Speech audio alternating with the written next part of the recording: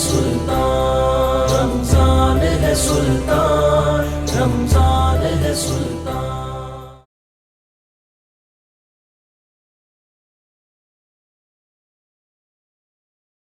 بنانا اللہ اللہ بگڑ سارے کم بنانا اللہ بگڑ سارے کم بنانا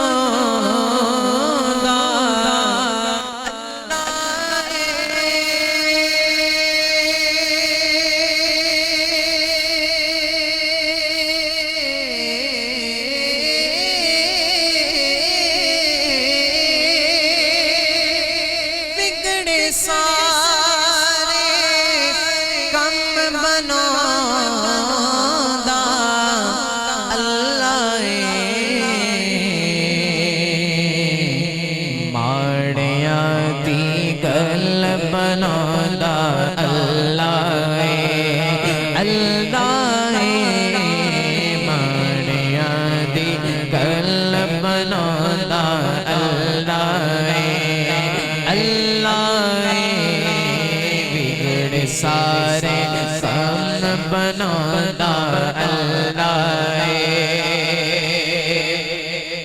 پتھر دے وچ کیڑیاں نوں وی فکر نہیں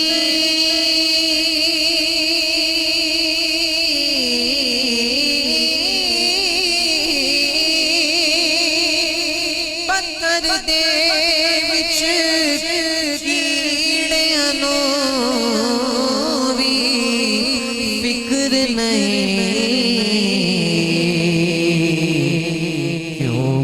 کر کر رزق پہنچاتا اللہ اللہ کیونکہ کر کر رزق پہنچاتا اللہ اللہ بگڑ سارے کم بنانا اللہ اور والضحیٰ صورت یارو دس دی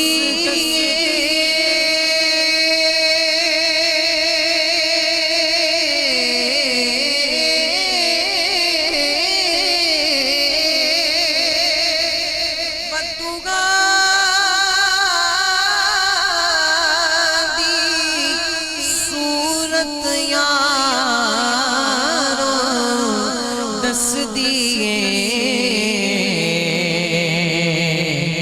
کہ سب تو پہلا نعت سنودا اللہ اللہ سب تو پہلا نعت سنودا اللہ اللہ بگڑ سارے کم بنانا اللہ اور مینو یاد تو کر میں تینوں یاد کرنا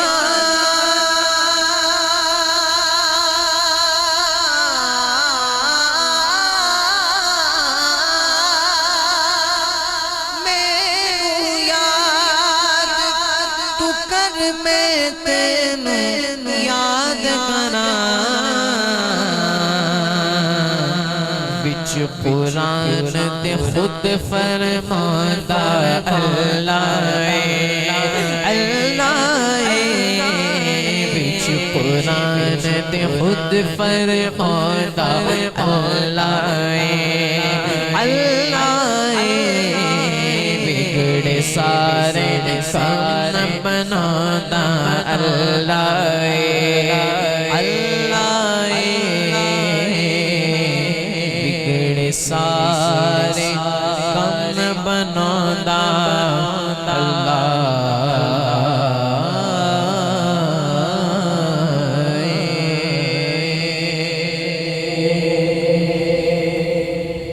माशाअल्लाह माशाअल्लाह माशाअल्लाह। औज़ु बिल्लाहि मिनश शैतानिर रजीम, बिस्मिल्लाहिर रहमानिर रहीम। अल्लाहुम्मा सल्लि अला सय्यदिना व मौलाना मुहम्मदिन मअदिल जूद वल करम, सलातुन व सलामुन अलैका या सय्यदी या रसूलल्लाह। इब्तिदा है परवरदिगार के अज़ीम नाम से कि जो मालिक हर जहाँ है, मालिक बहर बर है, मालिक शरक़ व ग़रब है। हम अपनी ज़िंदगी के तमाम मामलात में जिसके कुन के मुंतज़िर हैं, इब्तिदा है उसी मालिक शशजहात के नाम से। और अनगिनत दुरूद पाक मेरे आका व मौला हुज़ूर सैयद आलम के जो आशिकों के दिलों का चैन है, वजह तख्लीक़ कायनात है, मेरे आका व मौला की ज़ात पर हज़ार हा करोड़ हा अनगिनत बेशुमार दुरूद पाक। नाज़रीन मोहतरम, रमज़ान सुल्तान से एक बार फिर आपका मेज़बान शौकत ओवैसी हाज़िर खिदमत है। और रोज़ाना की तरह कम व बेश 5 बजे इफ्तार टाइम में हम आपके साथ होते हैं और 8 बजे तक हमारा ये प्रोग्राम जारी व सारी रहता है। जुम्मे का दिन है जनाब, सैयदुल अय्याम है, दिनों का सरदार है। और फिर ये दिनों का सरदार हमें मिला भी रमज़ान अल करीम के पुरनूर महीने में है। अल्लाह हमें इस दिन की इज़्ज़त व तौक़ीर करने की तौफ़ीक़ अता फ़रमाए।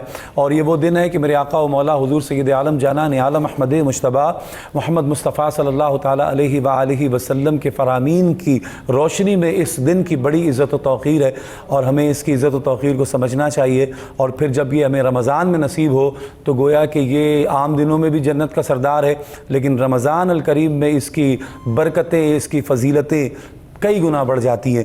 तो हमें इसका एहतराम करना चाहिए। दोस्तों, वो क्या हसीन मंज़र होगा कि जब मक्के की एक अमीर कबीर ख़ातून, एक मुतवम्मल हैसियत की ख़ातून जो कि इज़्ज़तों के ज़र्फ़ पर फायज़ है, वो अपने सर पर मेरे आका व मौला हुज़ूर सैयद आलम सल्लल्लाहु ताला अलैहि व आलिहि वसल्लम का खाना लेकर, जो भी आपने खाना पकाया हुज़ूर सैयद आलम सल्लल्लाहु ताला अलैहि वसल्लम के, ये उस ज़माने की बात है कि जब मेरे आका व मौला गारे हिरा में अल्लाह रब्बुल जलाल के हुज़ूर सरबा सुजूद हो गए और आपने कुछ अरसे के लिए दुनिया से अपने ताल्लुक़ को ख़त्म किया।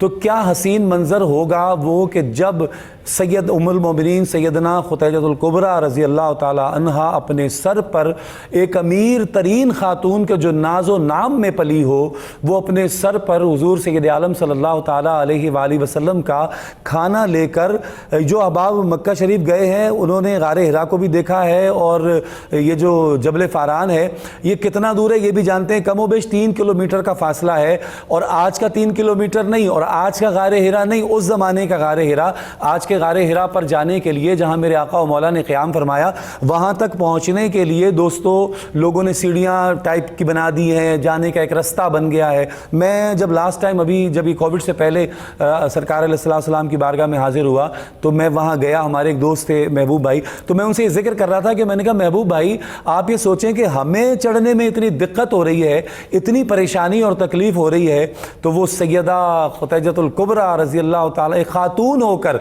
एक नाज़ो नाम में पली हुई औरत और मक्के की अमीर तरीन औरत, जब ये अपने सर पर मेरे आका व मौला हुज़ूर सैयद आलम सल्लल्लाहु अलैहि वसल्लम का खाना लेकर चली होंगी तो कायनात में कितना हसीन मंज़र देखा होगा।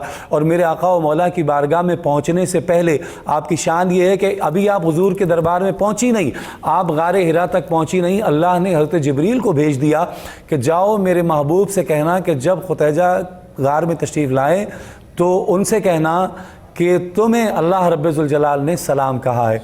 हज़रत जिब्रील ये पैगाम दे रहे हैं। उसके बाद हज़रत जिब्रील फरमाते हैं कि या रसूल अल्लाह मेरा भी सलाम अर्ज़ कीजिएगा जनाब सैयदना खदीजतुल कुबरा रज़ी अल्लाह ताला अन्हा की बारगाह में। ये कैसी अजीम शान हस्ती है हमारे इस इस्लाम, जो इस्लाम हम तक पहुँचा है। मेरे आका व मौला ने इस इस्लाम के लिए इतनी कुर्बानियाँ दी, इतनी सऊबतें बर्दाश्त की, तकलीफ़ें उठाई। मेरे आका व मौला के उस इस्लाम के इस पौधे की आबियारी करने वाली ये पहली ख़ातून थी कि जिन्होंने मेरे आका व मौला के हवाले से कायनात की सबसे खूबसूरत गवाही दी। मैं इस पर इंशाअल्लाह उलमा मज़ीद बहुत एहसन अंदाज से जनाब सैयदना खदीजतुल कुबरा की ज़िंदगी, फिर हुज़ूर के ज़िंदगी में आना, फिर आपका ताजिर होना, फिर आपसे जो फैज़ मिला इस्लाम को, जो दवाम मिला, वो کبھی نہیں بھلایا جا سکتا جب تک یہ دنیا قائم ہے، قیامت تا قیام قیامت حضرت سیدنا خدیجۃ الکبریٰ رضی اللہ تعالیٰ عنہ کا احسان نہیں بھلایا جا سکتا۔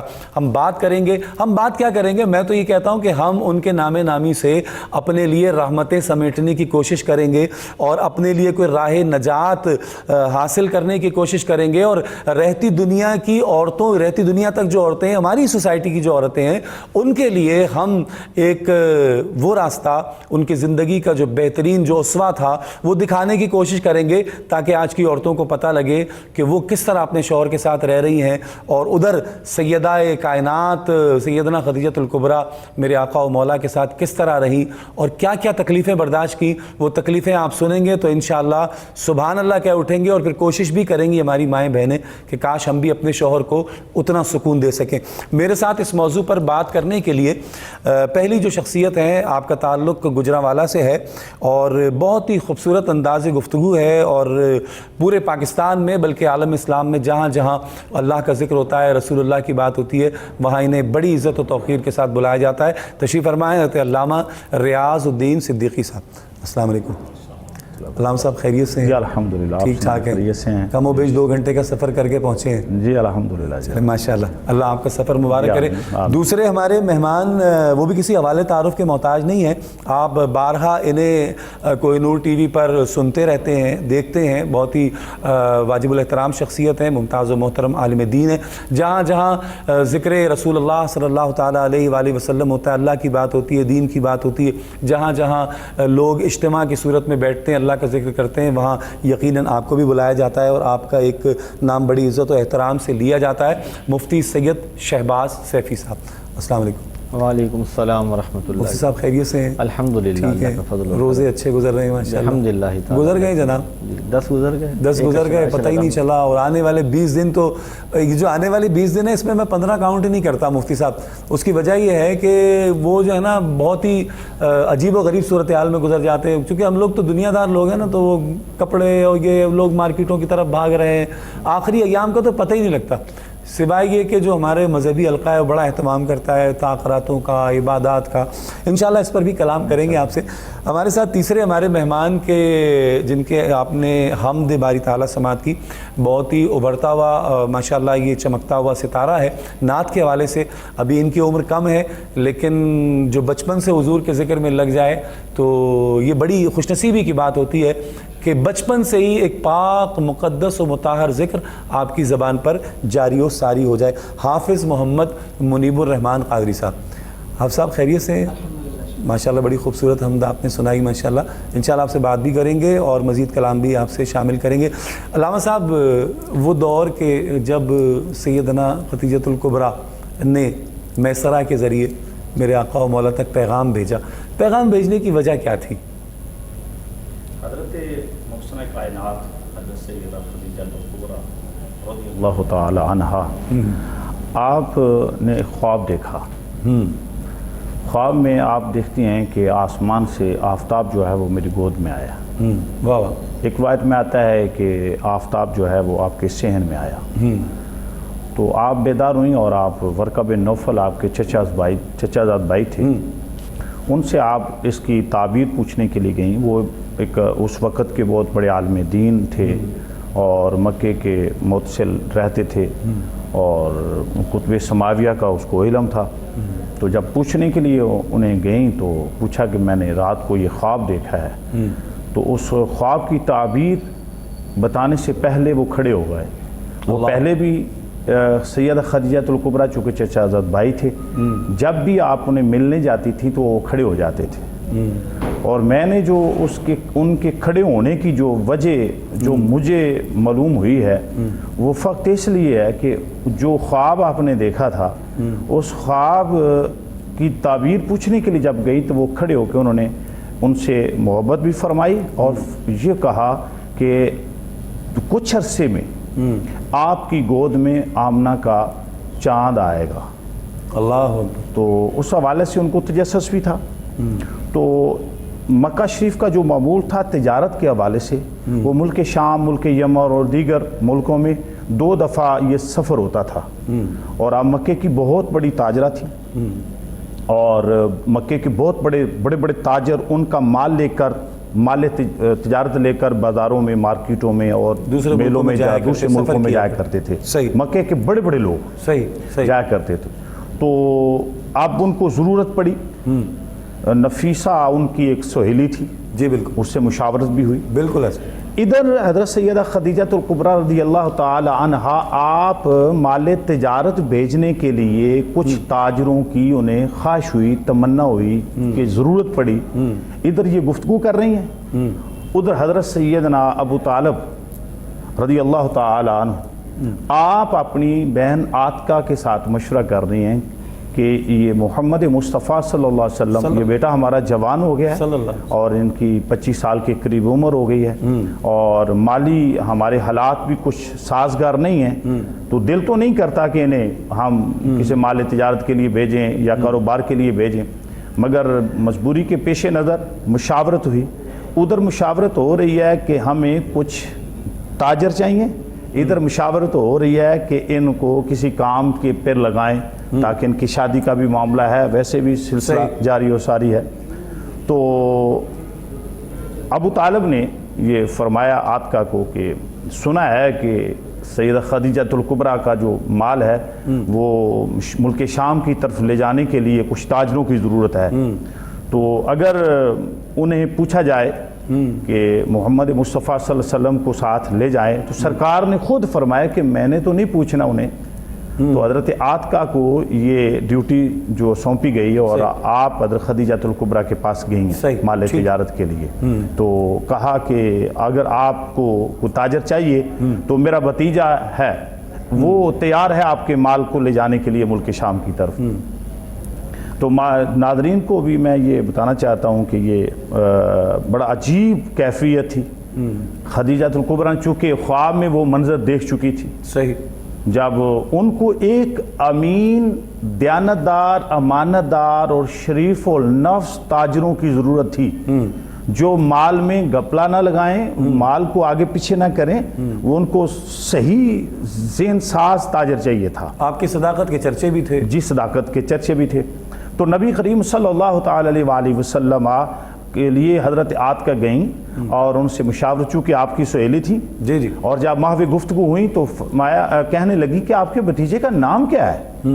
جب نام نامیس میں گرامی لیا تو خدیجہ الکبریٰ نے فوراً انتخاب فرما لیا مال تجارت لے جانے کے لیے.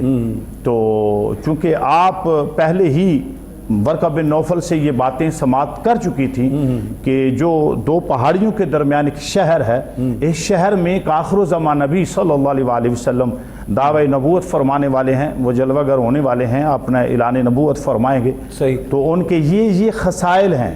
صحیح. ہاں جی. ان خوبصورت ہوں گے، حسین و جمیل ہوں گے اور امین ہوں گے، دیانتدار ہوں گے اور ان کی سیرت طیبہ خوب ہوگی.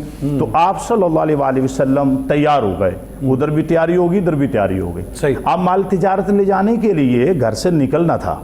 تو حضرت سیدہ خدیجہ الکبریٰ رضی اللہ تعالیٰ عنہ نے میسرہ کی ڈیوٹی لگا دی، جو ان کا اس وقت کا منشی سمجھ لیں، مینیجر سمجھ لیں، جو کاروبار کو جو ہینڈل کرتا تھا. جی جی. تو نبی کریم صلی اللہ علیہ وآلہ وسلم کو آپ کے گھر والوں نے تجارت کے لیے پہلی دفعہ جو آپ سفر فرما رہے ہیں، اس سفر کے لیے جب الوداع کرنے کے لیے باہر نکلے کہ آپ کے خاندان کے لوگ کھڑے تھے. تو جب ماں کی طرف دیکھا تو ماں نظر نہیں آئی، جب باپ کی طرف دیکھا تو باپ بھی نظر نہ آیا. تو حضرت ابو طالب نے آپ کو بڑھ کے سینے لگایا اور آپ نے پیار فرمایا. تو آپ نے آخری جو سلام کیا اور آپ مال تجارت کے لیے خدیجہ الکبریٰ کی طرف روانہ ہوئے. مال لے کے جب نکلنے لگے تو خدیجہ الکبریٰ نے کچھ ہدایات فرمائی اپنے غلام میسرہ کو. صحیح. کہ ان کو غلام نہیں سمجھنا، یہ غلام نہیں ہیں، ان کی تعظیم اور ادب اور احترام بجا لانا ہے. صحیح. ان کے ساتھ بحث و مباحثہ نہیں کرنا. بقیہ جو چیزیں ان سے کچھ ایسی چیزیں ظہور پذیر ہوں وہ ان کو نوٹ کرتے جانا. صحیح.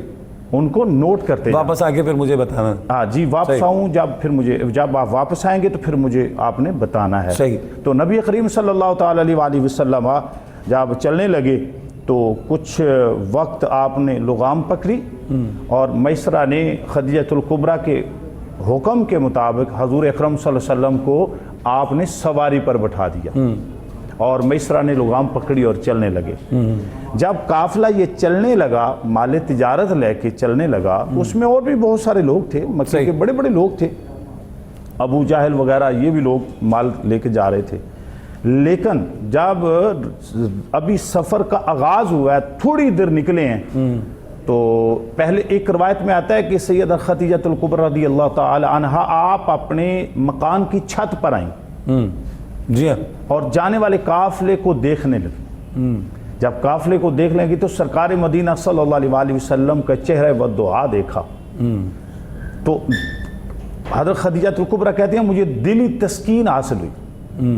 دوسری بات یہ دیکھی کہ ایک روایت آتا ہے کہ آسمان سے ایک بدل کا ٹکڑا آیا اور اس نے سرکار کے اوپر سایہ کر دیا۔ دوسرا آتا ہے کہ دو پرندے آئے اور سرکار کے سر کے اوپر سے نہیں گزر رہے، سر کے سائیڈ پر کھڑے ہیں اور سایہ کیے ہوئے ہیں، سرکار علیہ الصلوۃ والسلام، سرکار مدینہ صلی اللہ علیہ وسلم۔ اس کو نوٹ کیا گیا۔ ٹھیک ہے۔ دوسری بات جو نوٹ ہوئی میسرہ نے کی وہ یہ کہ جب سواریاں چلنے لگیں تو دو سواریاں کمزور تھیں یا بیمار تھیں تو وہ بیٹھ گئیں۔ صحیح۔ اب قافلہ مال تجارت کا یہ اصول تھا، جو قافلہ جا رہا تھا اس کا یہ اصول تھا کہ جو راستے میں سواری بیمار ہو جائے اس کے اوپر جو سامان ہو وہ سبھی لوگ تقسیم کر لیتے تھے، اچھا، اور وہ سواری کو ذبح کرتے اور کھا لیتے تھے۔ اب میسرہ کو یہ بڑا دھچکا لگا کہ یہ دو اونٹ ہیں اور ساز و سامان بھی ہے، یہ بھی چلا جائے گا، ابھی ابتدا ہوئی ہے اور مال کا نقصان ہو گیا ہے، آگے پتہ نہیں کیا ہوگا۔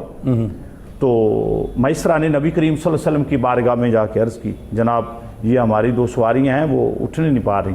تو سرکار مدینہ صلی اللہ علیہ وسلم مسکرائے اور سواریوں کے قریب آئے۔ آقا کریم علیہ السلام نے پاؤں سے ان سواریوں کو ٹھوکر لگائی اور سواریاں فوراً کھڑی ہوئیں اور تمام سواریوں سے تیز چلنے لگیں، آگے نکل گئیں۔ جب آگے نکل گئیں تو یہ آقا کریم علیہ السلام کا ایک کامل معجزہ تھا۔ سبحان اللہ۔ اس پر مزید کلام کریں گے علامہ صاحب، اس پر مزید بات ہوگی۔ مفتی صاحب کیا کہیں گے کہ سرکار دو عالم صلی اللہ تعالیٰ علیہ وآلہ وسلم کی عمر تھی 25 سال اور سیدہ کی عمر تھی 40 سال، یہ جو درمیانی عرصہ تھا یہ اعلان نبوت سے پہلے کا عرصہ تھا، اور اس عرصے میں میرے آقا و مولا کے جو کردار و افعال کے ذریعے جو آپ کا ایک روب تھا اس مکہ میں، اور جو روب سے مراد یہ ہے کہ لوگوں کے دلوں میں محبت تھی آپ کی، تو کیا یہی ایک وجہ تھی کہ سیدہ نے آپ کا انتخاب کیا تھا؟ بسم اللہ الرحمن الرحیم، الصلاۃ والسلام علیکہ یا رسول اللہ وعلی آلکہ و اصحابکہ یا حبیب اللہ۔ ہماری خوش بختی یہ ہے کہ آج 10 رمضان المبارک کو یوم وصال سیدہ کائنات مختومہ کائنات ملکۃ العرب سیدہ خدیجۃ الکبریٰ سلام اللہ علیہا رضی اللہ تعالی عنہا آپ کا ذکر خیر ذکر جمیل کر رہے ہیں۔ حضرت خدیجۃ الکبریٰ رضی اللہ تعالی عنہا یہ عرب کی متمول خاتون تھیں اور آپ کے والد جناب خویلد یہ بہت مالدار تھے اور اپنا سارا مال چھوڑ گئے اور اس کی مالکہ حضرت خدیجۃ الکبریٰ بنی۔ حضرت خدیجۃ الکبریٰ سلام اللہ علیہا کا عرب اور عجم میں ایک شہرہ تھا، اور وہ یہ تھا کہ آپ انتہائی متمول ہونے کے ساتھ ساتھ انتہائی طاہرہ خاتون ہیں۔ آپ کا لقب تھا طاہرہ، یعنی عفت مآب، آپ کی نجابت اور شرافت کے چرچے تھے۔ حضرت خدیجۃ الکبریٰ سلام اللہ علیہا نے، جس طرح مجھ سے پہلے علامہ صاحب فرما رہے تھے کہ مال تجارت دے کر جب ملک شام کی طرف اپنے غلام کو بھیجا اور حضرت رحمت کائنات صلی اللہ علیہ وسلم آپ تشریف لے کر گئے، تو واپس آ کر میسرہ نے جو باتیں بتائیں وہ یہ تھیں کہ ان جیسا دیانتدار میں نے نہیں دیکھا، ان جیسا شریف میں نے نہیں دیکھا، اور باقی جو کمالات تھے، جو ارہاسات تھے، چونکہ اعلان نبوت سے پہلے والے جتنے بھی معجزات ہوں ان کو ارہاسات کہا جاتا ہے، تو جتنے بھی ارہاسات ظاہر ہوئے وہ تو اپنی جگہ پر تھے، لیکن مال تجارت کو جس انداز میں انہوں نے تجارت فرمائی اور جس دیانتداری سے انہوں نے تجارت فرمائی، ایک وجہ تو یہ بنی حضرت خدیجۃ الکبریٰ سلام اللہ علیہا کے حضور سے نکاح فرمانے کی۔ اور دوسری وجہ یہ تھی کہ سرکار دو عالم صلی اللہ تعالی علیہ وسلم کے حوالے سے خواب دیکھا تھا۔ اب ذہن میں وہ بات آ گئی۔ اب حضرت خدیجہ الکبریٰ سلام اللہ علیہا کی عمر مبارک 40 برس ہے، آپ بیوہ تھی، اور اب آپ کے دل میں شادی کی کوئی خواہش، کوئی امنگ نہیں تھی۔ آپ کا وقت حرم مکہ میں گزرتا تھا، بیت اللہ شریف کے سائے میں گزرتا تھا، عبادت گزار خاتون تھی۔ لیکن جب یہ چیزیں دیکھی تو اس کے بعد انہوں نے اپنی سہیلی جنابہ نفیسہ کے ذریعے حضور کی طرف پیغام نکاح بھیجا۔ حضور صلی اللہ علیہ وسلم نے اپنے چچا جان حضرت ابو طالب ان سے ذکر کیا کہ اس طرح سے پیغام نکاح آیا ہے، تو میں کوئی مالدار تو نہیں، اور وہ تو انتہائی مالدار خاتون ہے۔ تو جب یہ بات ان تک پہنچی تو انہوں نے یہ بات فرمائی کہ آپ یہ فکر نہ کریں کہ بظاہر آپ خالی ہاتھ ہیں، اللہ میرا جتنا بھی مال ہے وہ آپ کا ہی ہے۔ اللہ حضرت خدیجہ الکبریٰ سلام اللہ علیہ سے جب حضور کا نکاح ہوتا ہے تو جو حق مہر ہے وہ کوئی عام نہیں تھا، 9 اونٹ میں نے جو پڑھے۔ اب 9 اونٹ جوان، بچے بھی نہیں، بوڑھے بھی نہیں۔ قربانی کے موقع پر عام طور پہ جو ذبح ہونے کے لیے آتے ہیں وہ بوڑھے اونٹ لائے جاتے ہیں شہروں میں، اور لوگ وہ خریدتے ہیں۔ لیکن جوان اونٹ کی قیمت اگر ہم آج کے دور کے حساب سے بھی اندازہ لگائیں تو کم از کم 25 سے 30 لاکھ روپے بنتا ہے۔ ایک تو پہلا تو پیغام یہ تھا کہ ہمارے ہاں جو حق مہر کے حوالے سے ایک چیز یہ دیکھنے میں آتی ہے کہ شادی پر ہم کروڑوں روپے خرچ کرتے ہیں، بارات کے ایونٹ کے لیے ہمارے جو ارینجمنٹس ہوتے ہیں وہ لاکھوں میں ہوتے ہیں، ایسے ہی، اور وہاں پر ہم نے جو خوشی کے موقع پر نوٹ اڑائے جاتے ہیں وہ بھی لاکھوں میں اڑا دیتے ہیں۔ اور جب حق مہر طے کرنے کی باری آتی ہے کہ جس کے بدلے میں خاتون ساری زندگی کے لیے اپنا میکہ چھوڑ کے، بہن بھائی چھوڑ کر، سہیلیاں چھوڑ کر جو ہے نا وہ پیا دیس میں جا رہی ہے، اس کے بدلے میں کیا کہتے ہیں جی مولانا صاحب وہ شرعی حق مہر جو ہے وہ لکھ لیں۔ اب شرعی کہنے سے ان کی مراد یہ ہوتی ہے کہ منیمم جو ہے وہ لکھ لیا جائے۔ تو یہ بھی ہمیں سمجھنا چاہیے کہ حق مہر طے کرتے ہوئے یہ دیکھا جائے گا کہ ان فیملیز کا سٹیٹس کیا ہے۔ اور حضور صلی اللہ علیہ وسلم نے جو حق مہر حضرت خدیجہ الکبریٰ سلام اللہ علیہ کو عطا فرمایا وہ کوئی کم نہیں تھا، لیکن تاریخ عجیب رقم ہوئی کہ عمومی طور پہ شوہر اپنی بیوی کو بیش بات تحفے دیتا ہے، تحائف دیتا ہے، زیورات دیے جاتے ہیں، نقدی کی صورت میں تحائف ہوتے ہیں، لیکن عروسی میں حضرت خدیجہ الکبریٰ نے اپنا سارا مال حضور کے قدموں میں لا کے رکھ دیا اور فرمایا کہ یہ مال بھی آپ کا ہے اور میں بھی آپ کی جو ہے نا وہ خادمہ ہوں، یہ گھر بھی آپ کا ہے، گھر والے بھی آپ ہیں، اور یہ مال بھی آپ کا ہے۔ اور پھر حضور نے وہ سارا مال اسلام کی اشاعت پر خرچ فرمایا۔ اب ہم جب اس بات پہ غور کرتے ہیں 2-3 میسیج ہیں اس میں، ایک تو یہ حق مہر کے حوالے سے تھا، دوسرا میسیج یہ ہے کہ حضرت خدیجہ الکبریٰ کی عمر مبارک 40 برس ہے، حضور کی عمر پاک ہے 25 برس۔ یہاں ہمارا ایک استخارہ پروگرام ہوتا ہے، وہاں پہ اکثر جو کالز آتی ہیں ہمارے اسی پلیٹ فارم پہ وہ رشتوں کے حوالے سے ہوتی ہیں، وہاں پہ ہم اکثر میسیج دیتے ہیں کہ ہم اس چکر میں پڑے رہتے ہیں، ایک لسٹ بنائی ہوتی ہے، ان میں سے ایک بھی کم ہوگی تو ہم نہیں طے کریں گے۔ لیکن یہاں پر دیکھیں کہ 15 سال کا ڈیفرنس ہے۔ 40 برس حضرت خدیجہ الکبریٰ کی عمر مبارک ہے، بیوہ ہیں، بچوں والی ہیں، اور حضور کی مبارک 25 برس ہے، پہلی شادی ہے، کنوارے ہیں اور کنوارے ہیں۔ اس کے باوجود میرے کریم آقا نے اور حضور کا حضرت خدیجہ الکبریٰ سلام اللہ علیہا سے نکاح فرمانا قیامت تک کے مستشرقین کی زبانوں کو تالے لگا گیا۔ جو آج یہ کہتے ہیں کہ تعدد ازواج نبی علیہ السلام نے کیوں فرمایا، تو ان کے لیے جواب یہ ہے کہ میرے کریم آقا علیہ طیب و ثنا نے اپنی جوانی کی جو زندگی ہے وہ حضرت خدیجہ الکبریٰ کے نام لگائی۔ 25 برس کی عمر میں جس خاتون سے نکاح فرما رہے ہیں وہ بیوہ ہیں، بچوں کی ماں ہیں، 40 برس عمر ہے، 15 برس بڑی ہیں، اور اس کے باوجود جب تک حضرت خدیجہ الکبریٰ حضور کے عقد میں رہیں آپ نے دوسرا نکاح نہیں فرمایا۔ مفتی صاحب ایک بات اور ہے نا، دیکھیں ایسا بھی ہوتا ہے نا کہ جس طرح سرکار علیہ السلام کے تو جتنے بھی آپ کا جو اسوہ ہے وہ رہتی دنیا تک کے لیے ایک نمونہ ہے، اور اسی سے لوگوں نے اپنے لیے راستے نکالنے ہیں، اسی سے رحمت لینی ہے، اور اسی کو سامنے رکھ کر اپنی زندگی گزارنی ہے۔ میرے آقا و مولا نے 40 سال تک شادی بھی نہیں کی، یعنی آپ نے دوسرا نکاح نہیں کیا جب تک کہ حضرت سیدہ خدیجہ کا انتقال نہیں ہوا، آپ نے دوسرا نکاح نہیں کیا۔ آپ 50 برس کی عمر تک، یعنی آپ کے انتقال کے بعد، جب آپ کا انتقال ہو گیا پھر آپ نے دوسرا عقد فرمایا۔ اور ایک اور مزے کی بات یہ ہے کہ ہمیں یہ کتابوں میں ملتا ہے کہ میرے آقا و مولا حضور سید عالم جانان عالم نے اپنی بعد والی ازواج کو یہ ہم نے کہتے ہوئے سنا حضور کو کہ وہ تھی خدیجہ. مطلب اب یہ بھی تو ہو سکتا ہے نا کہ جناب لوگ ہم سے کہیں کہ جی تم نے اتنی بڑی عمر کی عورت سے شادی کر لی. لوگ اپنی بات ہم کر رہے ہیں, اس سوسائٹی کی بات کر رہے ہیں. تم نے اتنی بڑی عمر کی عورت سے شادی کر لی اور پھر بعد میں وہ سوچا کہ یار یہ میں نے کیا کر لیا. میرے آقا نے تو یہ کہا کہ وہ تھی, اب ان جیسا کوئی نہیں ہو سکتا. دیکھیں ازواج حضور کی متعدد تھیں, حضور نے بعد میں نکاح فرمایا, متعدد ازواج تھیں اور وہ موجود تھیں.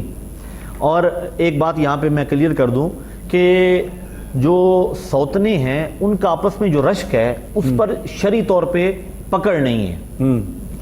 ہم ام المومنین کے بارے میں کوئی جملہ کہیں تو ہمارا ایمان غارت ہو جائے, لیکن وہ سوتنے آپس میں ان کا ایک رشتہ ہے آپس میں.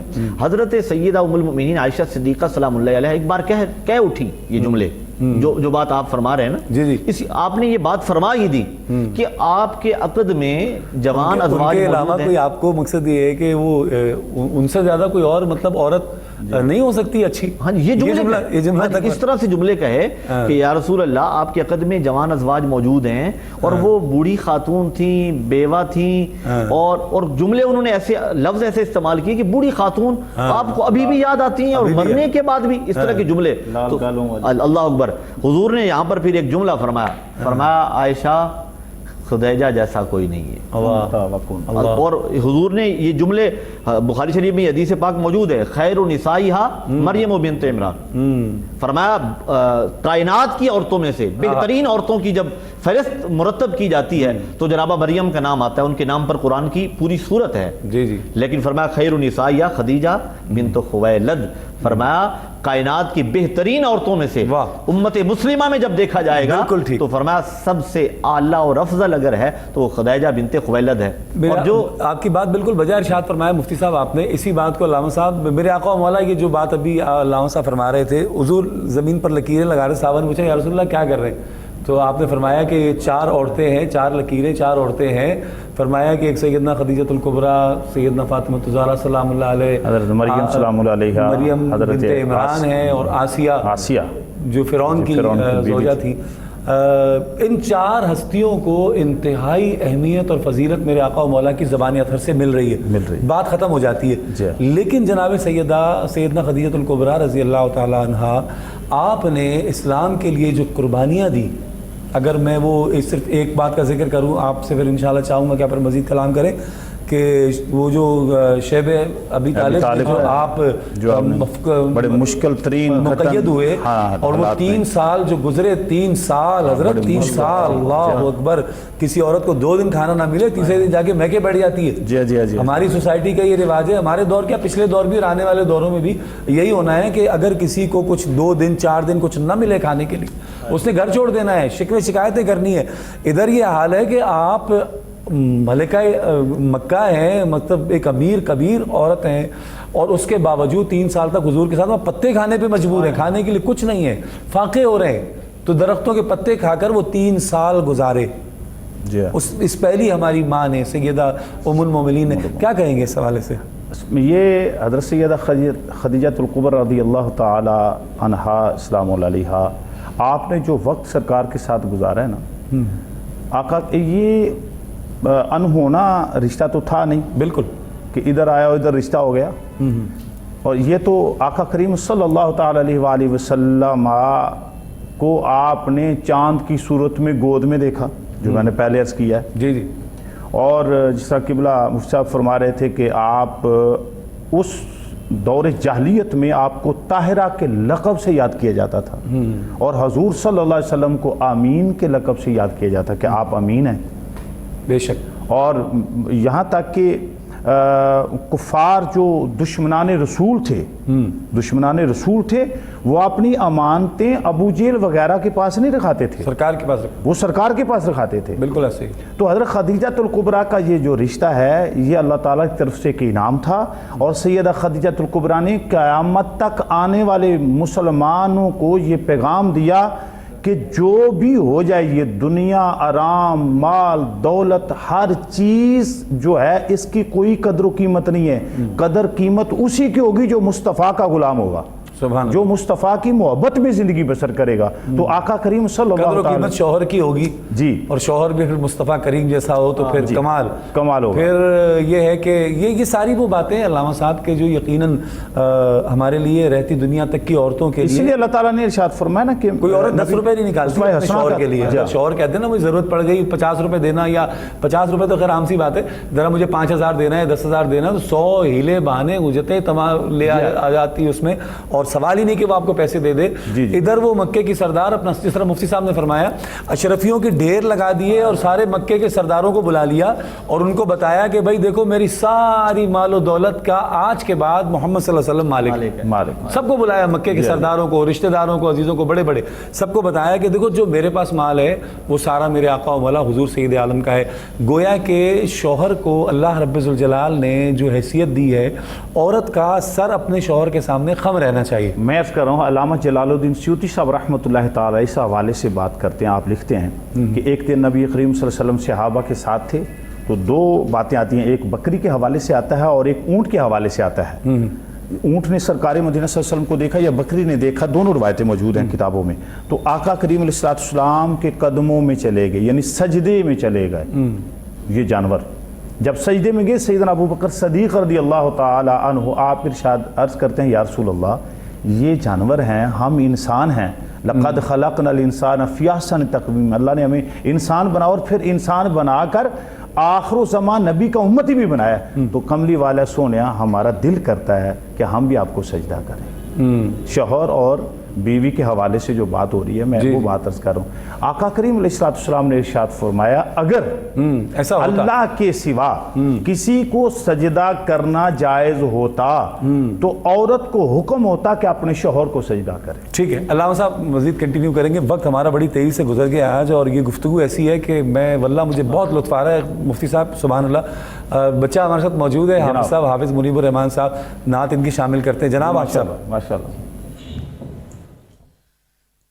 सुभान अल्लाह, उनकी रहमत का ठिकाना ही नहीं है कोई, हर गुनाहगार पे रहमत की नज़र रखते हैं। उनकी रहमत का ठिकाना ही नहीं है कोई, हर गुनाहगार पे रहमत की नज़र रखते हैं। और कौन किस हाल में है, किसने पुकारा उनको, मेरे सरकार दो आलम की ख़बर रखते हैं। इंशाअल्लाह हाफिज़ साहब ने जिस तरह मेरे आका व मौला की सना व तौसीफ़ की है, मेरा ईमान है कि इंशाअल्लाह मैदान महशर में सरकार अलैहिस्सलाम के लिवाए रहमत के तले इंशाअल्लाह हम सब जमा होंगे। इंशाअल्लाह हमारा गुमान है और ऐसा ही होगा कि जो हुजूर से मोहब्बत करता है और हुजूर से मोहब्बत का दम भरता रहे जब तक वो ज़िंदा है, तो इंशाअल्लाह मेरा ईमान है कि करम और फजल ज़रूर होगा, कब्र में भी और मैदान हश्र में भी। मुफ्ती साहब बड़ी खूबसूरत गुफ्तगू हो रही है अब, और ये एक ऐसा ज़िक्र है जनाब सैयदा का कि बड़ा तवील वक्त चाहिए इस पर बात करने के लिए। ये इतना आसान नहीं है कि बस चंद जुमलों में, चंद लफ्ज़ों में हम करके निकल जाएं। कायनात की सबसे खूबसूरत गवाही, सुभान, मैं समझता हूँ कि जब कोई बीवी है ना, हम अपनी ज़िंदगी की बात करते हैं ना जनाब, हम तो कंपेयर करेंगे कि जी हमारा ये अशर है, हमारे असलाफ का ये हाल था, हमारे सरकार अलैहिस्सलाम के घराने का ये हाल था, हमारा ये हाल है। हमने उनकी तालीमात को कहाँ पे रखा, कहाँ गई उनकी तालीमात। मेरे आका व मौला हुज़ूर सैयद आलम सल्लल्लाहु ताला अलैहि वसल्लम घर आए गारे हिरा से, परेशान है, घबराहट तारी है, पसीने से शराबोर हैं, आप अपनी तकलीफ़ का इजहार करते हैं, तो कैसी वो हसीन और जमील वो लम्हात थे, और कैसी दिलजोई फरमाई आपने, और क्या जुमले इरशाद फरमाए कि रहती दुनिया तक की औरतों को हिदायत भी दे गई कि अपने शौहर को बाहर से आए तो उसके साथ क्या मामलात करने, क्या फरमाएंगे। ये बुखारी शरीफ की पहली हदीस पाक है, जी जी, किताब बदाउल वही, और ये पहली वही जब आई और मेरे करीम आका तशरीफ़ लाए वापस, जिसका भी आपने जिक्र फरमाया, हुजूर के जुमले ये थे, ज़म्मिलूनी ज़म्मिलूनी। और जब भी सरकार दो आलम सल्लल्लाहु ताला अलैहि वसल्लम घर तशरीफ़ लाते तो बाहर की जितनी थकावट होती थी, जनाबा सय्यदा कायनात आकर जब सलाम करती थी ना इस्तकबाल में, हुजूर फरमाते मुझे थकान सारी भूल जाती थी। ये एक अंदाज़ था उनका, हज़रत खदीजतुल कुबरा सलामुल्लाहि अलैहा। सुभान अल्लाह। तो आपने फरमाया ज़म्मिलूनी, मुझे चादर उड़ा दो, चादर उड़ा दो। तो पूछा बात क्या है, तो हुजूर ने ये बात फरमाई कि इस तरह मैं गार में था, एक शख्स आया और इस तरह से जनाब जिब्रील अमीन की आमद का तज़किरा किया, तवील हदीस पाक है। تو جو بات آپ نے فرمائی نا کہ سب سے بڑی گواہی گھر سے گواہی ہوتی ہے، اور باہر جتنا بھی صاحب عزت اور صاحب قدر و منزلت ہو تو بیویاں نہیں مانا کرتی. ہاں جی. وہ ایک لطیفہ بھی ہے نا، ایک بزرگ تھے تو دنیا انہیں بڑا تعظیم و توقیر کرتی تھی، ہاں جی. اور بیوی مانتی نہیں تھی نہ ان کی کرامات کو نہ ان کے کمالات کو. تو وہ گئے اور باہر سے اڑتے ہوئے نا گھر کے 2-4 چکر لگائے اوپر سے. گھر واپس آئے تو وہ کہنے لگی دیکھیں آپ بھی کہتے ہیں میں بڑا پہنچا ہوا تو وہ تھا جو ہوا میں اڑ رہا تھا اور چکر لگا رہا تھا. تو اس نے کہا جی آج لگتا ہے تیر جو ہے نا وہ پورے ٹھکانے پہ لگا ہے، کام ہو گیا، کام بن گیا آج. تو کہتے ہیں تو نے پہچانا نہیں، وہ تو میں ہی تھا. کہا اچھا میں بھی کہوں یہ ٹیڑھا میڑا کیوں اڑ رہا ہے؟ شکر ہے نیچے پرواز ٹھیک نہیں تھی. پرواز ٹھیک نہیں تھی. اب یہ کیفیت بھی سامنے ہم رکھیں اور ادھر حضرت خدیجہ کی گواہی کو دیکھیں. آپ نے 5 جملے فرمائے. اب کلا واللہ لا یخزیک اللہ ابدا، فرمایا مجھے اللہ کی قسم ہے اللہ آپ کو کبھی رسوا نہیں ہونے دے گا، کبھی بھی، ابد الاباد تک. آپ نے 5 چیزیں بیان فرمائی. یہ 5 چیزیں حضور کے کمالات ہیں، لیکن میں جو سمجھتا ہوں اپنے تئیں وہ یہ ہے کہ جس بندے میں یہ 5 چیزیں آ جائیں وہ کبھی زمانے میں رسوا نہیں ہوگا. آپ نے جملے کیا فرمائے؟ انک لتصل الرحم، فرمایا آپ صلہ رحمی فرماتے. وتحمل الکل، فرمایا آپ کمزوروں کا بوجھ اٹھاتے. وتکسب المعدوم، فرمایا جس کا کوئی نہیں ہے نا آپ اس کی بھی دل جوئی فرماتے. اور وتقر الضیف، فرمایا مہمانوں کی مہمان نوازی کرتے ہیں. وتعین علی نوائب الحق، فرمایا جب کوئی امر پیش آتا ہے تو آپ حق کا ساتھ دیتے ہیں. اور یہ حقیقت جان لیجئے میرے برادر مکرم کہ حق کا ساتھ دینا بڑا مشکل ہوتا ہے. اور جب بات ایسی آ جائے نا کہ 2 چیزیں سامنے ہوں، ایک طرف حق اور ایک طرف باطل ہو، تو پھر حق کا ساتھ دینے والا حسینی ہی کہلاتا ہے. مفتی صاحب حق تو دور ہے، ہم تو جو پہلی بات آپ نے ارشاد صلہ رحمی والی جو فرمائی، ہم تو اسی کے پیرامیٹرز میں نہیں آتے. بالکل صلہ رحمی، پھر کمزوروں کی مدد اور مہمان نوازی. ہمارے ہاں مہمان آ جائے تو ہم جو ہے نا وہ ماتھے پہ تیوری آ جاتی ہے اور بل آ جاتے ہیں کہ یہ کیا ہے. لیکن 5 یہ کمالات حضرت خدیجہ نے بیان فرمایا حضور کے، اور یہ کمالات ان میں سے تھوڑا بہت بھی جن میں آ جائے گا وہ بندہ زمانے میں عزت والا ہو جائے گا. ایک بات تو یہ ہو گئی. اور دوسری بات یہ کہ آپ نے ابتدا میں انٹرو میں جو حدیث پاک کوڈ کی وہ بڑی خوبصورت حدیث پاک ہے میں سمجھتا ہوں. اب یہ حرم شریف کے قریب رہائش ہے اور یہاں سے جبل نور میں نے جو سمجھا وہ تقریباً 5 کلومیٹر فاصلہ ہے تقریباً. اور وہاں تک اب گاڑی پہ جاتے ہیں اور پھر وہاں بھی گاڑی والے کہتے ہیں ذرا بلندی تک جہاں تک جا سکتی ہے گاڑی لے جائیں، وہاں سے آگے سیٹ اپ بنے ہوئے ہیں اور وہ سیٹ اپ چڑھتے ہوئے بھی ہم رک کر پانی پیتے ہیں، پھر بیٹھ جاتے ہیں، پھر اٹھ کر چلتے ہیں. حضرت خدیجہ الکبریٰ کھانا گھر میں بناتی ہیں اور بنا کر گھر سے وہ کھانا بنا کے سر پہ رکھتی ہیں. اب یہاں سے میری مائیں بہنیں جو دیکھ رہی ہیں ایک پہلو کہ اگر ایسا ہو کہ بیوی متمول ہو، مالدار ہو اور شوہر قدرے کمزور ہو تو بیوی کے نخرے ہی نہیں سنبھالے جاتے. وہ سمجھتی ہے کہ میرا تو کوئی سارے ناز میرے یہی اٹھائے گا کیونکہ میں تو مالدار ہوں. لیکن یہاں مالدار بھی ہیں اور اتنی بڑی تاجرہ بھی ہیں اور طیبہ طاہرہ بھی ہیں، اس کے بعد اور بڑھاپے کا عالم بھی ہے، پھر بھی کھانا بنا کے لے کے جا رہی ہیں. اور وہ حدیث پاک میں تو جب بھی پڑھتا ہوں آنکھیں چھما چھم برستی ہیں. میں رو دیا. آپ یقین کیجئے جب میں نے یہ پڑھا ہے نا تو اس کے بعد میں بے اختیار میں مجبور ہو گیا. میں نے کہا میں نے انٹرو میں اسی پر بات کرنی ہے.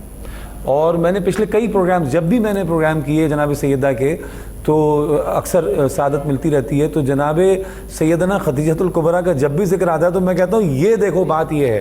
وہ کھانا لے کے چل رہی ہے اور یہ سلام آیا، یہ حدیث پاک کا اس پر فوکس ہوتا ہے اور علماء کرام بیان فرماتے ہیں. لیکن میں یہ دیکھتا ہوں، میں اس انداز میں دیکھتا ہوں اس حدیث پاک کو کہ ادھر جنابہ سیدہ خدیجہ الکبریٰ چلی کھانا لے کر، ادھر عرش کا رب دیکھ رہا ہے کہ یہ کیسے چلتی ہوئی جا رہی ہے. ان کی اداؤں کو میرا رب دیکھ رہا ہے کہ یہ میرے محبوب کی بارگاہ میں جا رہی ہیں. اور فرمایا جبریل جاؤ اور جا کر سلام کہو، اور سلام کہہ کر کہنا ھذہ خدیجۃ قد اتتک موطن اناء فیہ ادام او طعام او شراب. فرمایا جب آ جائیں، اب آنے لگی ہیں، کھانا لے کر آ رہی ہیں، کچھ اس میں مشروبات بھی ہیں، کھانا بھی ہے اور وہ سالن بھی بنا کر لائی ہیں. جب آ جائیں نا فقرا بھی السلام من ربہا، اللہ کی طرف سے سلام کہنا. اور جبریل ہاتھ جوڑ کر کہتے ہیں سونیا میرا بھی سلام کر دیجیے گا، میرا بھی سلام پیش کر دیجیے گا. اور پھر آگے جو بشارت ہے وبشرھا ببیت فی الجنہ من قصب، خولدار موتیوں سے اللہ نے ان کے لیے جنت میں گھر تیار فرما دیا ہے. اچھا ہم جب گھر بناتے ہیں نا ہم 2-3 چیزیں دیکھتے ہیں. ایک تو روڈ کے قریب نہ ہو، شور شرابہ زیادہ آئے گا، اور جگہ ایسی ہو جہاں پہ کوئی تکلیف نہ ہو، وہاں پہ گرد و غبار نہ ہو، پرسکون جگہ ہو. اور اس حدیث پاک میں اللہ نے جناب جبریل امین کے ذریعے یہ پیغام بھجوا کر بتا دیا کہ ہم نے جناب سیدہ خدیجہ الکبریٰ کے لیے جو گھر بنایا ہے نا، اس گھر میں نہ شور شرابہ ہے اور نہ کوئی تکلیف ہے. اور اسی کی طرف سیدی اعلیٰ حضرت ادیب البرکت مجدد دین و ملت الشاہ امام احمد رضا خان تاجدار بریلی رحمۃ اللہ تعالی علیہ، آپ نے اسی کی طرف اشارہ فرماتے ہوئے سلام میں وہ شعر لکھا، منزل من قصب لا نصب ولا دخب، ایسے کوشک کی زینت پہ لاکھوں سلام. سبحان اللہ. اور سیدہ کائنات وہ با عظمت خاتون ہیں کہ حضور کو اللہ نے 4 بیٹیاں عطا فرمائیں، اور وہ چاروں بیٹیاں حضرت خدیجہ الکبریٰ کے بطن اقدس سے ہیں. حضور کے جو بیٹے ہیں حضرت ابراہیم کے علاوہ وہ بھی ان کے بطن سے ہیں. اور حضور نے حضرت عائشہ صدیقہ کو یہ جملے ارشاد فرمایا عائشہ آج تم بات کرتی ہو نا کہ اسے کیوں یاد کیا جاتا ہے؟ فرمایا اس نے تب مجھ پر ایمان لائیں جب لوگ مجھے جھٹلا رہے تھے. انہوں نے میری تب تصدیق کی جب لوگ مجھے جھٹلا رہے تھے. تب ایمان لائیں جب لوگ کفر کر رہے تھے. انہوں نے تب میری مدد کی جب مکے والے میرے دشمن ہو چکے تھے. اور آپ نے آخر میں جملے فرمائے کہ اللہ نے ان کے بطن سے، یہ مسلم شریف کی حدیث ہے، اس کا ترجمہ کر رہا ہوں، فرمایا ان کے بطن سے اللہ نے مجھے اولاد عطا فرمائی اور باقی ازواج سے اولاد سے مجھے محروم رکھا. یعنی باقی ازواج سے اللہ نے اولاد نہیں عطا فرمائی. حضرت ماریہ قبطیہ سے حضرت ابراہیم ہیں، اس کے علاوہ کسی زوجہ سے اولاد نہیں ہے. خاتم النبیین تھے نا. اور کمال کی میں ایک بات کمال کی یہ بھی ہے کہ سیدہ خدیجہ الکبریٰ کی بیٹی کو فاطمۃ الزہرا کہتے ہیں. سیدہ خدیجہ الکبریٰ کے نواسوں کو حسنین کریمین کہتے ہیں. سبحان اللہ. سبحان اماں خدیجہ کیسے نانی کی شان ایسی ہے تو پھر نواسوں کی شان کیا ہوگی. علامہ صاحب ایک بات ہمیں اور ملتی ہے جناب رسالت محمد صلی اللہ تعالیٰ علیہ وآلہ وسلم کی سیرت سے، جناب سیدہ خدیجہ الکبریٰ کی زندگی کے حوالے سے. آپ نے آپ کے وصال کے بعد یعنی جب آپ پردہ فرما گئیں تو اکثر جس طرح بھی ذکر کر رہے تھے مفتی صاحب کے امہات المومنین کو نا شکوہ ہوتا تھا کہ گوشت کٹ رہا ہے تو وہ جناب رسالت محمد صلی اللہ علیہ وسلم جناب سیدنا خدیجہ کی سہیلیوں کے یہاں پہنچواتے وہاں پہ کہ بھائی یہ لے کے جاؤ، ان کو دے کر آؤ. پھر اس پر وہ بڑا بحث بھی ہوتی گھر میں کہ بھائی یہ کیا ہے، کیا فرمائیں گے حضور کا یہ اشارہ کس طرف ہے؟ سیدہ عائشہ صدیقہ رضی اللہ تعالی عنہا نے جب سرکار مدینہ صلی اللہ علیہ وسلم کو اکثر ذکر کرتے دیکھا، سرکار اکثر اپنے گھر میں سیدہ خدیجہ الکبریٰ کا ذکر کیا کرتے تھے اکثریت سے. جی. اور جب کوئی اچھا کھانا تیار ہونا گھر میں، گوشت وغیرہ تیار ہونا، تو فرمایا اس میں پانی ذرا زیادہ ڈال لینا. اور وہ کھانا جو ہے وہ پھر آج میں نے سنا ہے کہ خدیجہ الکبریٰ کی فلاں سہیلی فلاں علاقے میں ہے، فلاں جگہ پہ ہے، یہ کھانا اسے دے آؤ. تو سیدہ جو حضرت فرما رہے سے آپ نے بھی وہ بیان کیا ہے اپنے ناظرین کے لیے، میں بھی عرض کر رہا ہوں. ایک ہوتا ہے حسد، ایک ہوتا ہے رشک. حسد جو ہوتا ہے وہ گناہوں، وہ نیکیوں کو جلا دیتا ہے. حضرت سیدہ عائشہ صدیقہ حسد کے طور پر سوتنتے جو ہے وہ حسد کے طور پر وہ سوال نہیں کیا کرتے تھے، اور رشک کے طور پر سوال کیا کرتے ہیں. حسد کیا ہے کہ اللہ تعالیٰ کسی کو کوئی انعام دیتا ہے، مال دیتا ہے، گاڑی دیتا ہے، اس کا بھائی اسے دیکھتا ہے اور وہ کہتا ہے یار یہ کو 2 نمبری لگتی ہے، یہ کو معاملہ کو 2 نمبر لگتا ہے، لیکن جو ملا ہے یہ کیوں ملا ہے، وہ حسد کر رہا ہے. لیکن رشک کیا؟ آقا کریم علیہ السلام نے فرمایا رشک کیا کرو. رشک کیا ہے کہ یہ مال میرے بھائی کو ملا ہے، دعا کرو یا اللہ اسے تو نے دیا ہے مجھے بھی عطا کر. تو آپ رشک کیا کرتی تھی.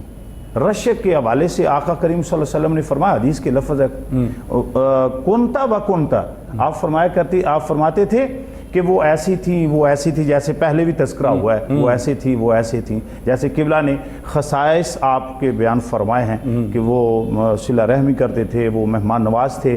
آقا کریم صلی اللہ علیہ وآلہ وسلم نے ارشاد فرمایا اے عائشہ وہ ایسی خاتون تھیں جو جب مجھ پر وحی نازل ہوئی تو پہلی نماز میں نے پڑھی تو پہلی نماز میرے ساتھ پڑھنے والی سیدہ خدیجہ الکبریٰ تھی. آقا کریم علیہ السلام نے جو پہلی نماز پڑھی آپ کے ساتھ. ہمیں تو علامہ صاحب وہ جو آپ نے جو گواہی دی نا میرے آقا و مولا کے کردار و افعال کے حوالے، ہم تو اس پہ ہی جھومتے ہیں. میں تو وہ پڑھتا رہتا ہوں، جب بھی یہ موضوع آتا ہے میں وہ پڑھتا ہوں، سنتا ہوں تو میں جھومنا شروع ہو جاتا ہوں کہ یار آپ یہ دیکھیں کہ میرے آقا و مولا سید عالم صلی اللہ تعالیٰ علیہ وآلہ وسلم کے گھر سے آواز آ رہی گھروں سے آوازیں کم آتی ہیں جی لیکن گھر سے آواز آ رہی کیا ہے؟ جیسے بخاری شریف کے لفظ ہیں کہ حضرت نے بھی فرمایا کہ حضرت مریم سلام اللہ علیہا اپنے وقت کی سب سے افضل ترین خاتون تھی، اور سیدہ خدیجہ الکبریٰ اس زمانہ کی بہترین خاتون ہے، اور آقا کریم صلی اللہ علیہ وسلم کی وہ زوجہ ہے جو تمام امت کی ماں ہے، تمام امت کی ماں ہے، بالکل ایسا، اور یہی وہ سیدہ خدیجہ الکبریٰ ہیں جن کے خصائص آقا کریم علیہ السلام بیان فرمایا کرتے تھے اکثر، اور سیدہ عائشہ صدیقہ نے اس پر کئی سوالات کیے، اور آج کے اس پرفتن دور میں ہمیں اپنے گھروں میں جو مشکلات ہیں اصل اس کی وجہ کیا ہے کہ بلا ویسی صاحب اس کی وجہ کیا ہے؟ میں وہ عرض کرنا چاہتا ہوں اپنے ناظرین کے لیے جو خواتین سماعت کر رہی ہیں، جو حضرات سماعت فرما رہے ہیں، اور اس کی وجہ یہ ہے کہ آج ہم نے اپنے گھروں میں ان نفوس قدسیہ کا ذکر کرنا چھوڑ دیا ہے۔ پہلی جو ہماری بزرگ مائیں ہوتی تھیں وہ رات کو کہانیاں سنایا کرتی تھی اپنی بچوں کو، اور کہانیاں بڑوں کی سنایا کرتی تھی، آقا کریم صلی اللہ علیہ وسلم میں ذکر ہوتا تھا، سیدہ حلیمہ کے بارے میں ذکر ہوتا تھا، سیدہ آمنہ کے بارے میں ذکر ہوتا تھا، اور آج بھی اس پرفتن دور میں اگر کسی گھر میں کوئی سکون، کوئی اطمینان، کوئی تسلی اگر چاہتا ہے، اپنے گھروں میں برکت چاہتا ہے، تو وہ سیدہ خدیجہ الکبریٰ، سیدہ فاطمہ سلام اللہ علیہا ان نفوس قدسیہ کا ذکر کرنا لازم ہے۔ ان کے ذکر سے اللہ تعالیٰ گھر میں برکت عطا فرماتا ہے، جیسے حدیث کنز العمال کی حدیث ہے، آقا کریم صلی اللہ علیہ وسلم نے فرمایا نبیوں کا ذکر کرنا عبادت ہے اور ولیوں کا ذکر کرنا گناہوں کا کفارہ ہے۔ اللہ اکبر، اللہ اکبر، گناہوں کا کفارہ ہے۔ جب ہم ان کا ذکر کریں گے اپنے گھروں میں تو یقیناً ہمارے گھروں میں برکتیں بھی ہوں گی، سکون بھی ہوگا، اور ہماری جو مائیں بہنیں بیٹیاں ہیں ہمارے گھروں میں جو خواتین ہیں، جب وہ ان کی سیرت طیبہ کو اپنائیں گی تو دنیا بھی سنور جائے گی اور آخرت بھی سنور جائے گی۔ نعت شامل کر لی جائے، اگر MCR مجھے بتائیں تو بچے، اگر وقت ہے ہمارے پاس تو حافظ صاحب کی حافظ صاحب بالکل وقت ہے جناب، آپ کا تیسرا کلام بھی ماشاءاللہ کیا پڑھ کے آئے ہیں حافظ صاحب، اتنی لمبی گفتگو میں بھی آپ کا تیسرا کلام بھی شامل ہو رہا ہے ماشاءاللہ، کوئی خاص آیت پڑھ کے تو نہیں پھونکی آپ نے ہمارے اوپر؟ ماشاءاللہ، بسم اللہ بسم اللہ انشاءاللہ۔ کون بھولے بھلا احسان ختیجہ تیرا، کون بھولے بھلا احسان ختیجہ تیرا، دل کی دنیا پہ رقم نام ختیجہ تیرا، دل کی دنیا پہ رقم نام ختیجہ تیرا، تیری دولت نے دیا دین محمد کو دوام، تیری دولت نے دیا دین محمد کو دوام، اب بھی مقروض ہے اسلام ختیجہ تیرا، اب بھی مقروض ہے اسلام ختیجہ تیرا۔ علامہ صاحب، میرے آقا و مولا حضور سید عالم صلی اللہ تعالیٰ علیہ وآلہ وسلم کے ساتھ جڑے ہوئے ہر کردار کے ذکر میں بڑی لطافت محسوس ہوتی، اور پھر آپ تو ماشاءاللہ سیفی ہیں، ابھی نعت پہ سیفی جو ہے نا وہ روک نہیں پاتا اپنے آپ کو، کہ جب کوئی میرے آقا و مولا کی بات اس انداز سے ہو رہی ہو، یا کوئی نثر میں ہو رہی ہو یا ترنم میں ہو رہی ہو، تو بندہ اپنے جذبات پر قابو نہیں رکھ پاتا۔ اچھا، سرکار علیہ السلام کا یہ جو بیہیویئر تھا، یہ جو رویہ تھا، بعد از وصال بھی ان کی سہیلیوں سے محبت کا، اسی طرح میرے آقا و مولا کی رضائی بہن جب حضور کے پاس تشریف لاتی ہیں دربار میں تو میرے آقا و مولا ان کے پورے قافلے قبیلے کو بھی آزاد فرماتے ہیں، پھر وہ رعایت بھی ہے، پھر تحائف کا بھی سلسلہ میرے آقا و مولا جو ہے نا وہ کر رہے ہیں، ادھر نواسے پشت پر سوار ہیں تو میرے آقا و مولا کے سجدے طویل ہو رہے ہیں، جناب سیدہ تشریف لا رہی ہیں تو میرے آقا و مولا اٹھ کر کھڑے ہو رہے ہیں، بوسے لے رہے ہیں جناب، بیٹی کا یہ، بیوی کا یہ، نواسوں کا یہ، اور مقصد یہ کہ اور بھی بہت سارے میرے آقا و مولا کی نظیر نہیں ملتی، ہر جگہ پر میرے آقا نے ایک مثال سیٹ کی آنے والی نسلوں کے لیے، آنے والے دور کے لیے، آنے والی امت کے لیے۔ میرے آقا نے بڑی آنے والی امت کی تو میرے آقا نے یوں بھی بڑی دلجوئی فرمائی کہ جو میرے وہ امتی کہ جنہوں نے مجھے دیکھا نہیں اور مجھ سے پیار کرتے ہیں وہ تم سے زیادہ خوش نصیب ہے۔ کیا فرمائیں گے میرے آقا و مولا نے جو مثالیں سیٹ کی، خاص طور پر اپنی بیوی کے سہیلیوں سے، ان سے مطلب اتنی شفقت کا رویہ؟ کسی بھی با کمال شخصیت کے کمالات میں سے ایک کمال یہ ہوتا ہے کہ اس سے جڑا ہر شخص یہ سمجھتا ہے کہ مجھ سے بڑھ کر تو کسی سے پیار نہیں کرتے۔ میری کریم آقا علیہ طیبۃ و ثناء کا کردار اور آپ کا اسوہ جب ہم اس انداز میں دیکھتے ہیں کہ جو ازواج مطہرات کے ساتھ ہے، تو میں اگر آپ اجازت دیں تو حدیث پاک کوٹ کرنا چاہتا ہوں کہ آخری لمحات ہیں، 10 رمضان المبارک ہے اور ہجرت سے 3 سال پہلے ہے، نبوت کا 10واں سال ہے۔ حضرت خدیجہ الکبریٰ کا وقت آخر ہے، سیدہ فاطمہ الزہرا کا بچپن ہے، اور حضور تشریف فرمائیں باہر تو حضرت فاطمہ الزہرا دوڑتی ہوئی آتی ہیں حضور کی بارگاہ میں۔ حضور پوچھتے ہیں فاطمہ کیا بات ہے؟ اور جب کوئی ایسی کیفیت ہو نا، گھر میں کوئی مریض ہو اور ایسا مریض ہو تو پھر بے چینی ہوتی ہے۔ سرکار نے فرمایا فاطمہ بات کیا ہے؟ تو حضرت فاطمہ الزہرا عرض کرتی ہیں بابا جان، امی جان فرما رہی ہیں کہ اپنی چادر عطا فرمائیں۔ اللہ، میرے کریم آقا نے اپنی چادر مبارک اٹھائی اور عطا فرما دی۔ اب یہ چادر لے کے جب دوڑی جا رہی ہے تو حضور کے ذہن میں خیال آیا کیوں منگوائی ہوگی، وجہ کیا ہوگی؟ اٹھ کے جلدی سے حضور بھی تشریف لے گئے۔ جب گھر تشریف لے گئے تو سیدہ خدیجہ الکبریٰ آپ لیٹی ہیں، حضور نے ماتھے پہ ہاتھ رکھا، طبیعت کا پوچھا، اور عیادت کا ایک بہترین انداز یہ ہے کہ مریض کے پاس جائیں، ماتھے پہ ہاتھ رکھیں اور اس کی طبیعت پوچھیں۔ تو انہوں نے فرمایا بس آپ آ گئے تو اب ٹھیک ہوں۔ تو حضور نے فرمایا چادر منگوانے کی وجہ کیا تھی؟ بچی کو بھیج کر، فاطمہ الزہرا کو بھیج کر چادر منگوائی، وجہ کیا ہے؟ حضرت خدیجہ کی آنکھوں سے آنسو برسے اور ایک جملہ عرض کیا، حضور لگتا ہے وقت آخر ہے تو میری خواہش یہ ہے، چادر میں نے منگوا لی، سینے پر رکھ لیتی ہوں کہ جب میری جان نکل جائے تو آپ کی چادر کا مجھے کفن دیا جائے۔ اللہ، یہ قبر میں اپنے ساتھ لے جانا چاہتی ہوں، نشانی آپ کی لے جانا چاہتی ہوں، اور آپ کی چادر جب مجھ پہ ہوگی تو فرشتے بھی دیکھ کر کہیں گے کہ حضور کی چادر لے کر حضور کی زوجہ تشریف لائی ہیں۔ تو حضور نے جو جملے ارشاد فرمایا وہ تاریخی جملے ہیں۔ آج میاں بیوی میں نوک پلک چلتی رہتی ہے، آپس میں نا اتفاقی نا چاکی کیفیات ہیں، ان کے لیے، ان فیملیز کے لیے یہ پیغام ہے میرے کریم آقا کا۔ حضور نے وہ تاریخی جملے ارشاد فرمائے، بے شک، اور حضرت خدیجہ سلام اللہ علیہا کی خدمات کا میں سمجھتا ہوں یہ ثمرہ ہے جو سرکار نے ارشاد فرمایا۔ حضور نے فرمایا خدیجہ تو نے کیا مانگا؟ حضور چادر مانگی تھی، مل گئی مجھے۔ فرمایا صرف چادر مانگی؟ لو اردت جلدی لأعطیتک یا خدیجہ، فرمایا خدیجہ تو نے چادر مانگی ہے، اگر آج تو کہتی نا محمد مجھے اپنی چمڑی دے دو تو میں وہ بھی تجھے اتار کے دے دوں۔ اب یہ محبت کا انداز ہے، یہ سرکار کی جو ہے نا یہ خاص عنایت حضرت سیدہ خدیجہ الکبریٰ سلام اللہ علیہا کی ذات اقدس پر ہے۔ اور میں سمجھتا ہوں کہ جب ہم نے کچھ مانگنا ہو تو حضور کا وسیلہ دیں، اور سرکار کی بارگاہ میں جب وسیلہ دینے کی باری آئے تو حضرت خدیجہ الکبریٰ کا وسیلہ دیں۔ میرا وجدان یہ کہتا ہے کہ سرکار کبھی رد نہیں فرماتے۔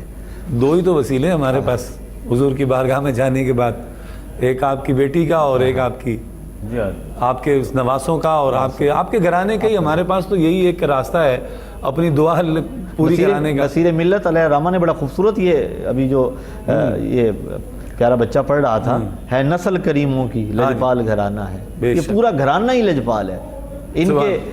ان کے ایک بچے سے لے کر بڑے تک، بڑوں سے لے کر صاحب میں تحدیث نعمت کے لیے عرض کر رہا ہوں، ایسی باتیں تو کہنی نہیں چاہیے، لیکن مجھے کہنا پڑ رہا ہے آپ کی گفتگو کی وجہ سے کہ آپ یقین کیجئے کہ میں نے باب جبریل پر بیٹھ کر جو کچھ جب مانگا ہے میرے آقا کریم کی بارگاہ سے، ان کے وسیلے سے مانگا، ان کے بچوں کے وسیلے سے مانگا، سیدنا خدیجہ الکبریٰ کے وسیلے سے مانگا، آپ یقین کیجئے کہ کرم ہی ہوا ہے، فضل ہی ہوا ہے۔ کبھی نامرادی والی بات، مقصد ایسے ایسے واقعات ہیں نا، میں سناؤں گا تو لوگ حیران ہو جائیں، حیرت کریں گے، اور ہو سکتا ہے میرے بارے میں گمان کریں کہ یار کہ شاید کوئی غلط بیانی کر رہے ہیں۔ ایسی باتیں میرے، اور جو حضور کے دربار میں متواتر جانے والے لوگ ہیں، تسلسل سے جانے والے لوگ ہیں، ان کے اپنے بہت سارے ان کے معاملات ہیں، وہ سنانے بیٹھ جائیں تو کتابیں لکھی جا سکتی ہیں کہ نہ جانے کیسے کیسے معاملات پیش آتے ہیں آقا کی بارگاہ میں۔ سرکار کے ایک خادم تھے جنہیں حضرت بلال رضی اللہ تعالیٰ عنہ کہا جاتا ہے، آپ کی نسل میں سے ہی ہیں جو کنجی بردار ہیں، جی، اور ان کے اولاد میں سے آج بھی وہاں بیٹھے ہوتے ہیں۔ میں تو جب انہیں دیکھتا ہوں تو مجھے ان کی جو ہے نا وہ زیارت سے حضرت بلال رضی اللہ تعالیٰ عنہ یاد آتے ہیں۔ دروازے کے ساتھ ہی بیٹھے ہوتے ہیں اور وہ چبوترے کے قریب ہی، اور انہیں ساتھ وہ رکھا ہوتا ہے، کپ رکھے ہوتے ہیں اور کعوہ ہوتا ہے، اور وہ عطا فرماتے ہیں۔ اب میری زندگی کا ایک عجیب واقعہ، ساتھ کچھ احباب بھی تھے، میں گیا تو ارادہ یہ تھا کہ ان کی زیارت بھی کریں گے، ملاقات بھی کریں گے۔ تو اب یہ بات میں اس لیے عرض کر رہا ہوں کہ سرکار کے در اقدس کے خادموں اور غلاموں کا یہ حال ہے، یہ شان ہے ان کے خدمت گاروں کی، سردار کا عالم کیا ہوگا۔ میں گیا تو جا کے میں نے مصافحہ کیا، اور میں مصافحہ جب کرنے لگا تو میں نے ایسے ہاتھوں کا بوسہ لینا چاہا، تو میں ہاتھ ایسے لے کے جانے لگا تو انہوں نے ہاتھ نیچے کر لی، میں نے پھر ہاتھ ایسے لیا تو انہوں نے ہاتھ، میں نے جب چومے تو انہوں نے ہاتھ چومے اور ایک جملہ کہا۔ اب کوئی تعارف نہیں ہے، کوئی ملاقات نہیں ہے، اور انہوں نے ایک جملہ کہا، میرے ساتھ جو ساتھی تھے وہ حیران ہو کر مجھے کہتے ہیں یہ کیا کہہ رہے ہیں عربی میں. انہوں نے میرے ہاتھ پکڑ کے ایسے کہا انت من نسل رسول اللہ صلی اللہ علیہ وسلم. اللہ اکبر. اب میں نے نہیں بتایا، نہ کوئی تعارف ہے، نہ کوئی پہلے ملاقات ہے. واہ واہ واہ. حضور کے قدموں کے پاس جو بیٹھے ہیں آج ان کی نگاہ کا یہ عالم ہے. کہتے ہیں کہ آپ حضور کی اولاد میں سے ہیں. اللہ. اور پھر وہاں پاس بٹھا لیا اور کعبہ جو ہے نا وہ عطا فرمایا. تو اب یہ دیکھیں کہ یہ شان ہے خدمت گاروں کی. اس گھرانے کے شہزادوں کا کیا مختار کا عالم کیا ہوگا. علامہ صاحب اس سال کو جس سال جناب سیدنا خدیجۃ الکبریٰ رضی اللہ تعالیٰ عنہ کا وصال ہوتا ہے، آپ نے اپنے چچا کی وجہ سے بھی اور جناب سیدہ کی وجہ سے بھی اس سال کو عام الحزن قرار دیا، یعنی غم کا سال. کیا کہیں گے مقصد اتنی سرکار علیہ الصلوۃ والسلام کی طبیعت پر؟ جب اللہ کریم اپنی رحمتوں سے نوازتا ہے نا تو پھر اللہ کریم دیکھتا بھی ہے کہ یہ جس بندے کو میں نے کچھ دیا ہے کیا وہ میری رحمتوں کا، نعمتوں کا اظہار تشکر کرتا ہے، شکریہ ادا کرتا ہے یا اس کو. تو جس ہستی کا ہم ذکر کر رہے ہیں وہ تو آخر الزمان نبی ہیں. جیسے آپ نے پہلے کہا کہ وہ کون سی ایسی بات ہے کہ جس بھی شعبہ ہے زندگی میں حضور صلی اللہ علیہ وسلم کو دیکھا جائے تو آپ ایک ماڈل کے طور پہ نظر آتے ہیں، ایک نمونے کے طور پہ آتے ہیں. قرآن نے تو واضح کیا ہے نا کہ حضور صلی اللہ علیہ وسلم کی زندگی مبارک تمہارے لیے ایک نمونہ ہے. بے شک. تو زندگی کے کسی بھی شعبے میں تو یہ عام الحزن سال جو ہے یہ حضرت ابو طالب کا دنیا سے جانا، پھر حضرت سیدہ خدیجۃ الکبریٰ کا اس دنیا سے جانا، تو آقا کریم علیہ الصلوۃ والسلام کے دل میں کچھ غم کے آثار نظر آئے کہ اتنی شفیق میرے وفادار ساتھی دنیا سے چلے گئے. اور یہ تو بات ہے جب کچھ شفیق ساتھی دنیا سے جاتا ہے تو دل میں تو ملال تو پیدا ہوتا ہے نا کہ یہ اللہ نے مجھے ایک اچھا ساتھی دیا تھا. تو سیدہ خدیجۃ الکبریٰ جیسی ایسا ساتھی بالکل جن کی مثالی کائنات میں کوئی نہیں ہے. اور قرآن کریم نے تو سورۃ احزاب میں اللہ تعالیٰ نے خود ارشاد فرمایا ہے کہ اے نبی کی بیویوں تمہاری مثل اس کائنات میں کوئی نہیں ہے. ٹھیک. یہ قرآن میں فیصلہ ہے، اللہ تعالیٰ ارشاد فرما رہا ہے کہ نبی کی بیویوں کی مثل کائنات میں کوئی عورت نہیں ہے، ہو ہی نہیں سکتی. ان کی بے مثلیت اللہ خود قرآن میں بیان فرما رہا ہے. تو جب اس قدر بے مثال ساتھی چلا جائے تو یقیناً آقا کریم صلی اللہ علیہ وسلم کے دل پہ غم کے آثار نظر آئے. مگر اگر میں تھوڑا بات کو تھوڑا آگے لے جاؤں تو اللہ کریم نے اس بوجھل دل کو، بوجھل دل کہہ لیں، غمزدہ دل کہہ لیں، اس غم کو دور کرنے کے لیے پھر اللہ کریم نے اپنے پاس اپنے محبوب کو بلوایا، جسے ہم معراج کہتے ہیں، سبحان الذی اسریٰ بعبدہ لیلا من المسجد الحرام. یہ اس غم کو دور کرنے کے لیے اللہ کریم نے اپنے محبوب کو اپنے دیدار سے مشرف فرمایا.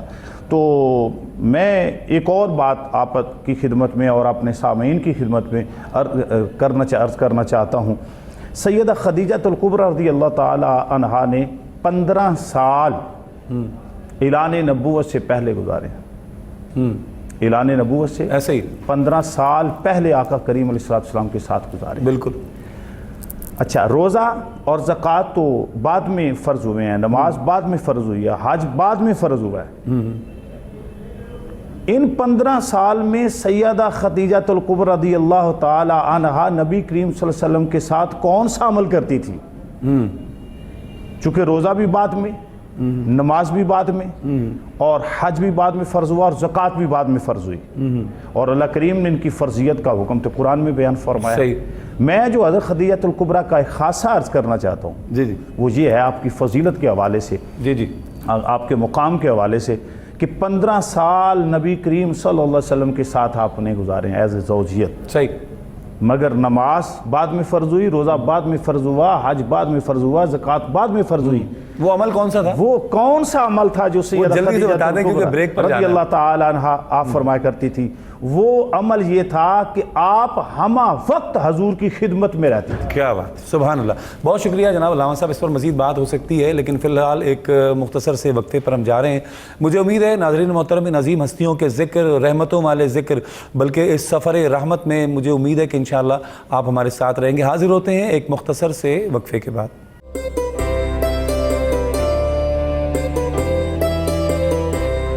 رمضان ہے سلطان، رمضان ہے سلطان، رمضان ہے سلطان،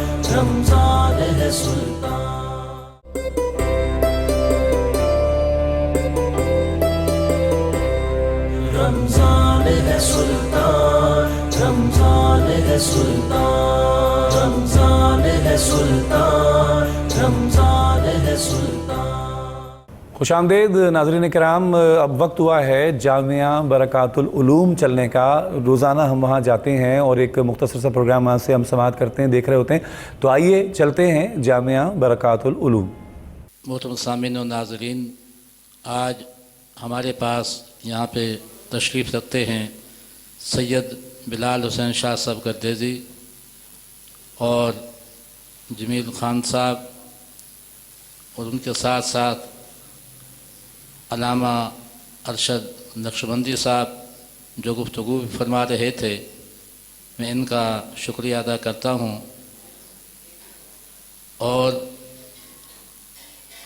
علامہ ارشد نقشبندی صاحب بڑے پیارے انداز میں گفتگو فرما رہے تھے۔ میں ان سے ہی ملتمس ہوں، چند ایک منٹ لیتے ہیں، آپ اس گفتگو کو جاری رکھیں اور پھر انشاءاللہ دعا بھی فرمائیں گے آپ ہی۔ تو ان سے ملتمس ہوں اسی گفتگو کو آگے جاری رکھیں سیدہ کے حوالے سے، اور پھر آخر میں دعا کے لیے کہا جائے گا، دعا بھی آپ ہی فرمائیں گے۔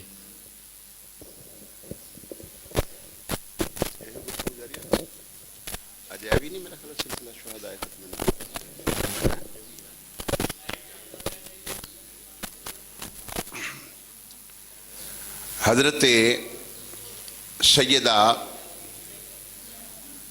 طیبہ طاہرہ سیدہ خدیجۃ الکبریٰ رضی اللہ عنہا وہ خاتون ہیں جن کو سید الملائکہ، فرشتوں کے امام حضرت سیدنا جبریل امین علیہ السلام کے ذریعے اللہ رب العزت کا سلام آتا ہے۔ نبی رحمت صلی اللہ علیہ وسلم کی نسبت سے، آپ کی زوجہ مطہرہ ہونے کی نسبت سے اللہ رب العزت نے آپ کو یہ بلند مرتبہ اور مقام عطا فرمایا کہ جہاں حضرت جبریل امین علیہ السلام نبی رحمت صلی اللہ علیہ وسلم کی بارگاہ میں اللہ رب العزت کی طرف سے سلام لے کر آتے ہیں، وہیں حضرت سیدہ خدیجۃ الکبریٰ رضی اللہ تعالی عنہا پہ خالق کائنات کی طرف سے حضرت جبریل امین علیہ السلام اللہ کا سلام لے کر آپ کی بارگاہ میں حاضر ہوتے ہیں۔ یہ آپ کا مرتبہ اور مقام ہے، اور آج کا یہ پروگرام عظیم دینی درسگاہ جامعہ برکات العلوم گنج مغل پورہ میں شہدائے ختم نبوت اور شہدائے ناموس رسالت کو خراج تحسین پیش کرنے کے لیے بھی منعقد ہے۔ جتنے بھی اس تحریک میں شہدائے ختم نبوت اور ناموس رسالت کی تحریک میں لوگ شہید ہوئے مسلمان، اللہ رب العزت کی بارگاہ کے اندر دعا ہے خالق کائنات سب کے درجات بلند فرمائے، اور جتنے بھی اس میں زخمی ہیں رب ذوالجلال ماہ رمضان المبارک کی عظمتوں کا صدقہ، آج جمعۃ المبارک بھی ہے، اور سیدہ پاک سیدہ اللہ تعالی عنہا آپ کا یوم وصال۔ خوش آمدید ناظرین محترم، پروگرام رمضان سلطان افطار ٹائم آپ ملاحظہ کر رہے ہیں۔ جامعہ برکات العلوم سے ایک مختصر سا آپ پروگرام ملاحظہ کر رہے تھے۔ جناب رمضان الکریم کی بہاریں لگی پڑی ہیں، لوگ الحمدللہ ثم الحمدللہ، ایک عشرہ رحمت تمام ہو گیا اور اب عشرہ مغفرت شروع ہونے والا ہے۔ مجھے نہیں پتا کہ ہم نے کیا اس میں حاصل کیا عشرۂ رحمت میں، اللہ کی رحمت کو ہم آوازیں دے سکے نہیں دے سکے، اللہ کی بارگاہ میں اپنی حاضری لگوا سکے نہیں لگوا سکے، اور اگر یہ ملا جلا خوف اور امید کا رجحان انسان کے دل و دماغ میں رہے، اور وہ آنے والے جو دن ہیں کم و بیش 19-20 دن جو ہمیں ابھی ملنا باقی ہیں، اگر ہم تھوڑا سا اپنے زندگی کے معمولات کو کم کرتے ہوئے اللہ اور اس کے محبوب کی طرف آ جائیں، ان 20 دنوں کو غنیمت جانیں کہ پھر ایک سال پورا پڑا ہے، پورا سال آپ نے پھر وہی دنیا کا روٹین ہے، صبح سے شام تک آفس جانا کھانا اور سوشل لائف آپ کی جو بھی ہے، لیکن یہ جو 20 دن ہیں یہ پھر ہمیں ایک سال بعد نصیب ہونے ہیں، یہ جو باقی 20 دن ہیں 19-20 دن، جس میں سے عشرۂ رحمت تو ہمارے ہاتھ سے نکل چکا، اب یہ عشرۂ مغفرت ہے۔ تو بندہ وہی ہے جو اپنے مالک کو پکارے، صدا دے۔ اللہ فرماتا ہے اگر تم مجھے نہیں پکارو گے تو میں تو اللہ الصمد ہوں، بے نیاز ہوں، میں تو بے نیاز ہوں، اگر مجھے نہیں پکارتے تو نہ پکارو، میری صحت مجھے کوئی فرق نہیں پڑتا، فرق تمہیں ہی پڑنا ہے، آخر میں تم نے ذلیل و خوار ہو کر، پریشان ہو کر، تکلیف میں آ کر پھر مجھے سجدہ کرنا ہے، تو کیا ہی اچھا ہو کہ تکلیف سے پہلے ہی سجدہ کر لیا جائے، پریشانی سے پہلے ہی اللہ کو پکارا جائے، تو اللہ کی بارگاہ سے ضرور کرم ہوگا۔ لاہور اور اس کے مضافات میں اذان مغرب کا وقت بہت قریب ہے، اور ہم انشاءاللہ علامہ صاحب کی طرف چلیں گے کچھ دیر بعد انشاءاللہ، پھر جب اذان مغرب کا ٹائم ہوگا تو انشاءاللہ وہ بھی آپ کو بتائیں گے۔ علامہ صاحب بہت شکریہ آپ کا کہ بڑی خوبصورت موضوع کے حوالے سے آپ آج ہمارے ساتھ شریک گفتگو رہے۔ اچھا، ہم جو بات کر رہے تھے عام الحزن کے بارے میں، ملال کا سال آپ نے خاص طور پہ اس کو قرار دیا، یعنی کہ گویا کہ سیدہ کی رخصتی اور آپ کے چچا کی رخصتی جو ہے یہ امت مسلمہ کا، اسلام کا بہت عظیم نقصان تھا، کیونکہ آپ کے چچا بھی جو ہے نا وہ ہر موقع پر سارا زمانہ مخالفت میں تھا، آپ کے ساتھ کھڑے رہے ہر مشکل وقت میں، جب کفار آپ کو تنگ کرتے تھے حضرت ابو طالب کھڑے ہوتے تھے، جب سرکار مدینہ صلی اللہ علیہ وسلم کو راستوں میں تنگ کیا جاتا تھا، ستایا جاتا تھا، پتھر لگائے جاتے تھے، تو آقا کریم علیہ السلام جب گھر آتے تھے نا تو حضرت سیدہ خدیجہ الکبریٰ آپ کو مرم پٹی بھی کرتی تھیں، آپ کو کھانا پیش کرتی، پانی پیش کرتی، اور پھر آپ کو حوصلہ بھی دیتی تھی۔ کیا بات ہے۔ اللہ مفتی صاحب کیا فرمائیں گے؟ عام الحزن، حضور نے اس کو غم کا سال قرار دیا۔ اب یہ دو ہستیاں جو تھیں نا، ایک حضور کے چچا جان اور ایک جنابہ سیدہ خدیجہ الکبریٰ، ان کا دنیا سے جانا کریم آقا علیہ التحیۃ والثناء کے لیے ایک بہت بڑا حادثہ تھا، ایک صدمہ تھا۔ اپنے والد گرامی کی تو حضور نے زیارت بھی نہیں کی، ولادت سے پہلے ان کا وصال ہو گیا۔ یعنی مفتی صاحب جناب سیدہ سے اور آپ کے چچا سے آپ کا کس قدر گہرا رشتہ تھا، پورے سال کو عام الحزن کہہ دیا ہے، کس قدر گہرا تعلق تھا کہ آپ نے اس، حالانکہ میرے آقا و مولا تو ہمیشہ آپ کی زندگی میں یہی ملا ہے کہ آپ نے کہا میرے مالک کی جو مرضی، جو رب کی رضا ہے وہ ہماری رضا ہے، لیکن اس کو آپ نے غم کا سال قرار دے دیا، یعنی کہ آپ کا بڑا گہرا تعلق تھا دونوں ہستیوں سے۔ ان دو ہستیوں کے ساتھ چونکہ بچپن سے یا دادا جان سے قرب رہا، پھر دادا جان کا سایہ بھی سر سے اٹھ گیا، تو اب چچا جان تھے، اور جو تاریخی خطبہ حضور کے نکاح کے موقع پر حضرت ابو طالب نے کیا بات ہے پڑھا تھا، یہ ہم سے رہ گیا، لیکن اب اس کو پورا کیجئے۔ وہ ایک ایسا با کمال خطبہ تھا، آج ہم جب اسے پڑھتے ہیں تو ہماری جو ہے نا وہ سینے میں کلیجے میں ٹھنڈ پڑ جاتی ہے۔ عطا ہو جناب، وقت ہمارے پاس کم۔ حضرت ابو طالب اس دن یہ کیا فرما رہے تھے، کیا خوبصورت جملے تھے، اب میں ان کا ترجمہ ہی کرنا چاہتا ہوں، وقت کیونکہ قلیل ہے۔ آپ نے فرمایا کہ ایک ترازو میں کائنات کے تمام انسانوں کو، مردوں کو رکھا جائے اور ان کے کمالات کو رکھا جائے اور وزن کیا جائے، میرا یہ جو بھتیجا ہے نا جسے محمد کہتے ہیں، فرمایا اس کے برابر کوئی بھی نہیں ہو سکتا، ان جیسا کوئی نہیں۔ پھر ایک جملہ آپ نے یہ فرمایا اس خطبے میں، فرمایا گو کہ بظاہر ان کے پاس مال نہیں ہے، اللہ بظاہر ان کے پاس مال نہیں ہے، لیکن ان کے پاس وہ اعلیٰ کردار ہے، وہ بہترین اسوہ ہے کہ مال تو یہ ذل زائل کے الفاظ آپ نے فرمایا، یہ تو ڈھلتا سایہ ہے، آج ہے کل نہیں ہے، یہ ڈھلتی چھاؤں ہے، یہ تو وہ ہے قیصر و کسریٰ نے سجدے کرنے ہیں، اور یہ وہ ہیں کہ جن کے پاس وہ کمالات ہیں جو قیامت تک لوگ ان کی مثالیں دیں گے، اور ان کے غلاموں کے قدموں میں قیصر و کسریٰ آ کے گریں گے۔ اللہ، اور یہ کمالات آپ بیان فرما رہے ہیں، اور سارے عرب کے رؤسا زعماء جو ہے نا وہ تقریب نکاح میں بیٹھے ہیں اور وہ سن رہے ہیں، اور یہ نہیں کہ کوئی اس بات کو ٹوک دے یا روک دے کہ آپ یہ کیا کہہ رہے ہیں، ان سب کا خاموشی سے سننا اور داد تحسین دینا، اور حضرت ابو طالب کا خطبے میں حضور کی نعت بیان فرمانا، حضور کا قصیدہ پڑھنا، یہ ان سب کا خاموش رہ کر اس پر دلیل اور مہر ثبت کر دی ان سب۔ ٹھیک ہے مفتی صاحب۔ ناظرین محترم، لاہور اس کے مضافات میں اذان مغرب کا وقت ہوا چاہتا ہے۔ انشاءاللہ ہم افطار کے بعد دوبارہ حاضر ہوں گے اور پروگرام استخارہ ہوگا، علامہ صاحب بھی ہوں گے، مفتی صاحب بھی ہوں گے، آپ کی لائیو کالز کو شامل کیا جائے گا۔ حاضر ہوتے ہیں ایک مختصر سے وقفے کے بعد۔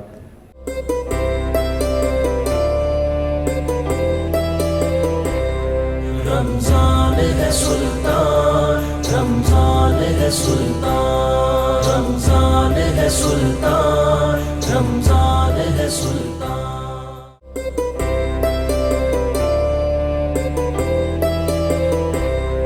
رمضان ہے سلطان، رمضان ہے سلطان، رمضان ہے سلطان، رمضان ہے سلطان۔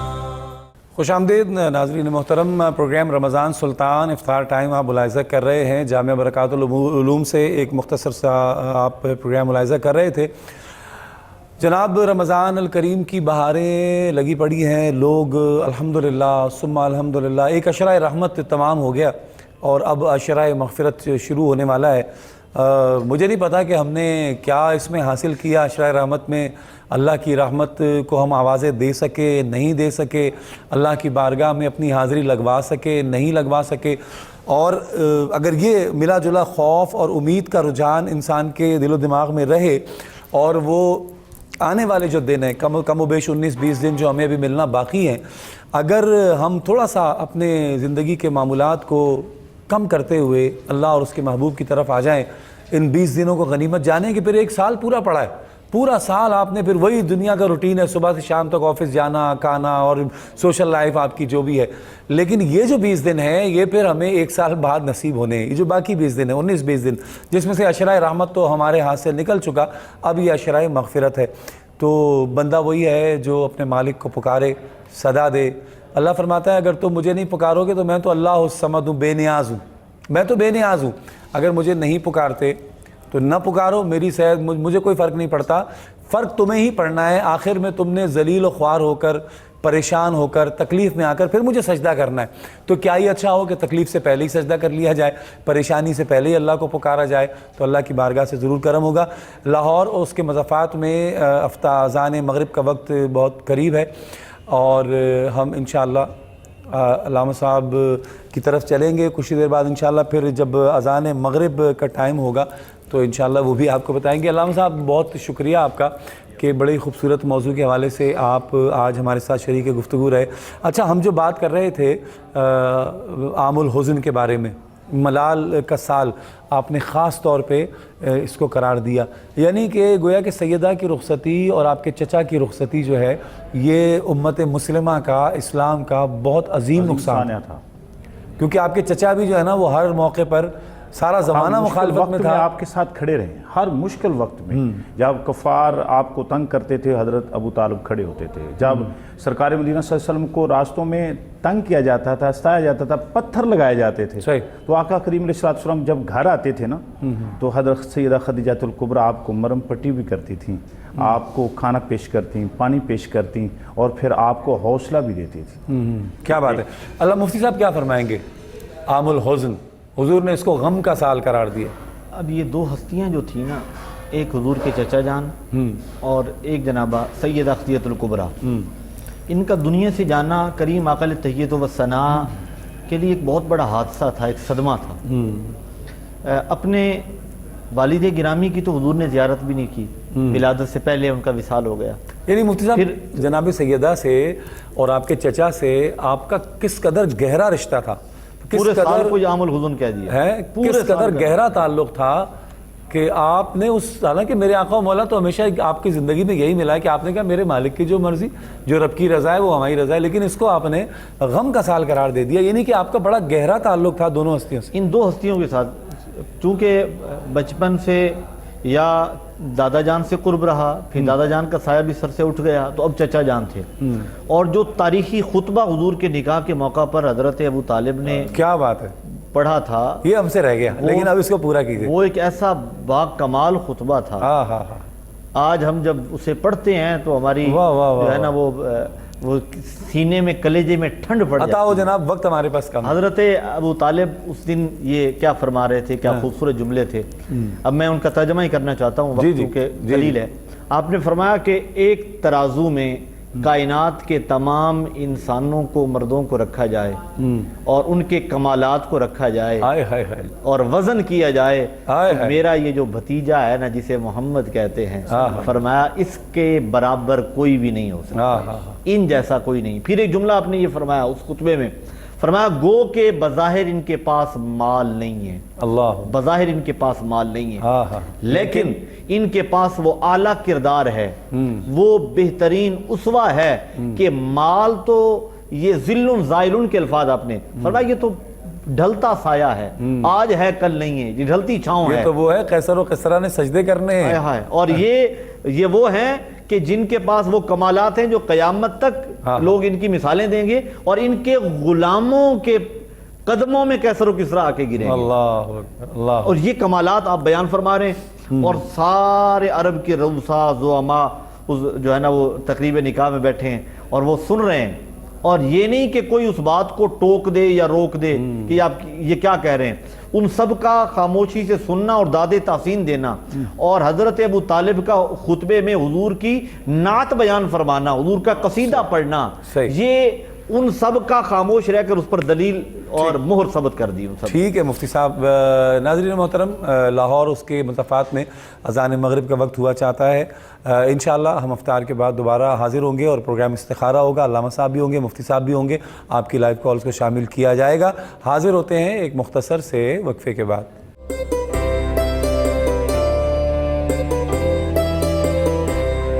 رمضان ہے سلطان، رمضان ہے سلطان، رمضان ہے سلطان، رمضان ہے سلطان۔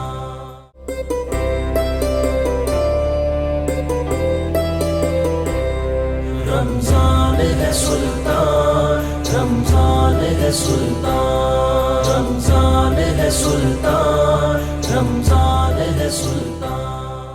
خوش آمدید ناظرین محترم، پروگرام رمضان سلطان میں اس وقت ہم استخارہ کے ساتھ حاضر ہیں۔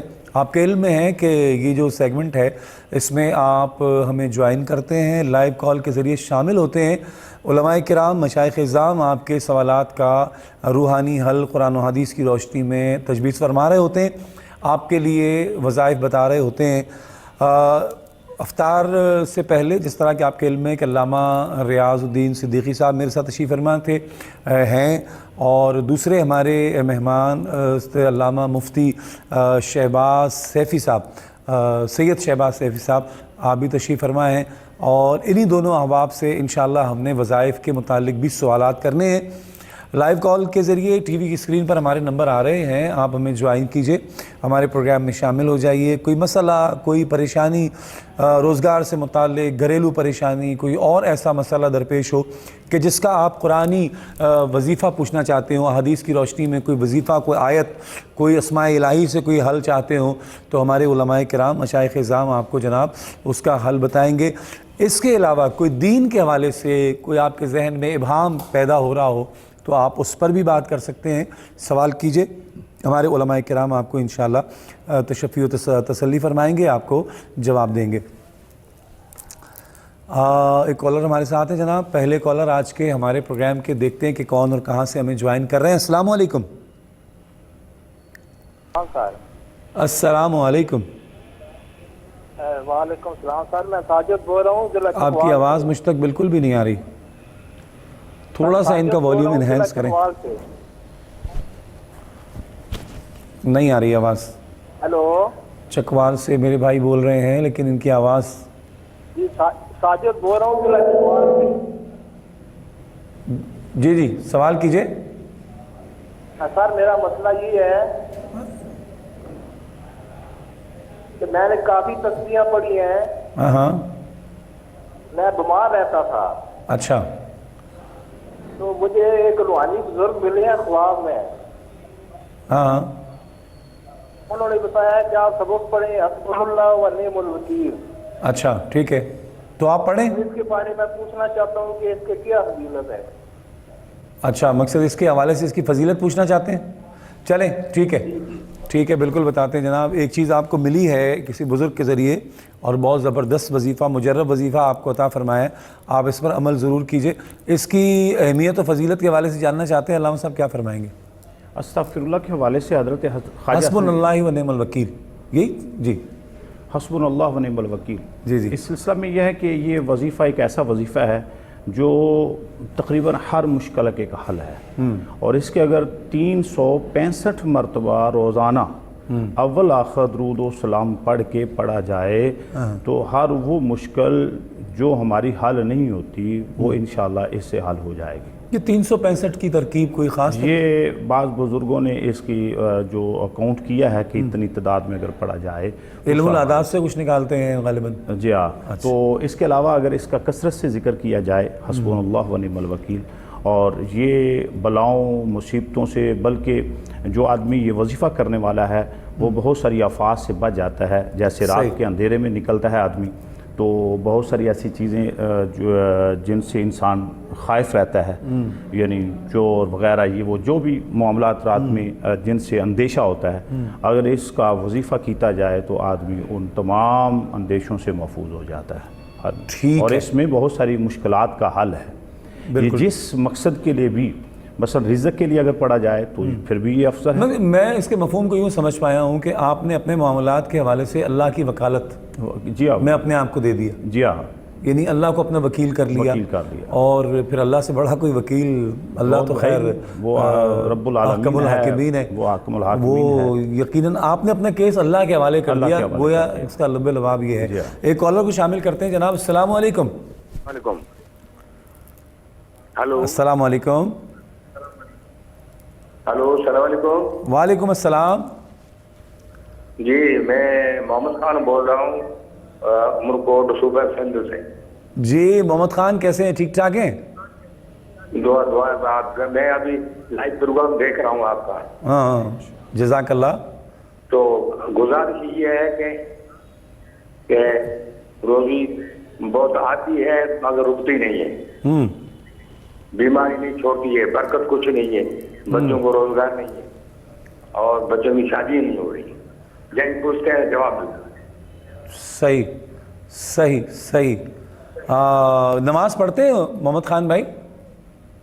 नहीं, कभी कभी नहीं पढ़ता। हाँ, कभी कभार पढ़ते हैं ना बस। तो फिर ये मामलात जो हैं, देखें वज़ाइफ भी आप पूछें, उलमा वज़ाइफ भी बताएंगे इंशाअल्लाह, लेकिन मेरे भाई नमाज नहीं है, नमाज नहीं है तो कुछ भी नहीं है। जिसकी नमाज, एक बात समझ लें, जिसकी नमाज जानदार है, जिसकी नमाज जानदार है, जानदार, फजर का अजान की आवाज़ आई फ़ौरन से उठ के खड़ा हो गया नमाज के लिए, या फजर की अजान से पहले खड़ा है अल्लाह की बारगाह में, ज़ोहर का टाइम आया, उसको फ़िक्र है कि मुझे ज़ोहर की नमाज़ पढ़नी है, इधर इधर टेंशन है उसको, दिल में उसके वसवसे हैं कि कहीं टाइम ना निकल जाए, असर आई असर की फ़िक्र है, मगरिब आई मगरिब की फ़िक्र है, इशा की फ़िक्र है। जिसकी नमाज जानदार है उसकी ज़िंदगी शानदार है, जिसकी नमाज जानदार है उसकी ज़िंदगी शानदार है। उसको फिर इधर उधर, अल्लामा इकबाल ने कहा था कि एक सजदा जिसे तू गिरां समझता है 1000 सजदों से देता है आदमी को नजात। अल्लाह को सुबह उठ के सजदा कर लो, किसी को सजदा करने की ज़रूरत नहीं पड़ेगी। अल्लामा साहब क्या फरमाएंगे मुफ्ती साहब? बिस्मिल्लाहिर्रहमानिर्रहीम, अल्लाहुम्मा सल्ली अला सय्यिदिना व मौलाना मुहम्मद व बारिक वसल्लिम वसल्लम अलैहि। बड़ी खूबसूरत बात आपने फरमाई कि नमाज के बग़ैर हम दीगर वज़ाइफ करेंगे भी तो उनका खातिर खा फ़ायदा होने वाला नहीं।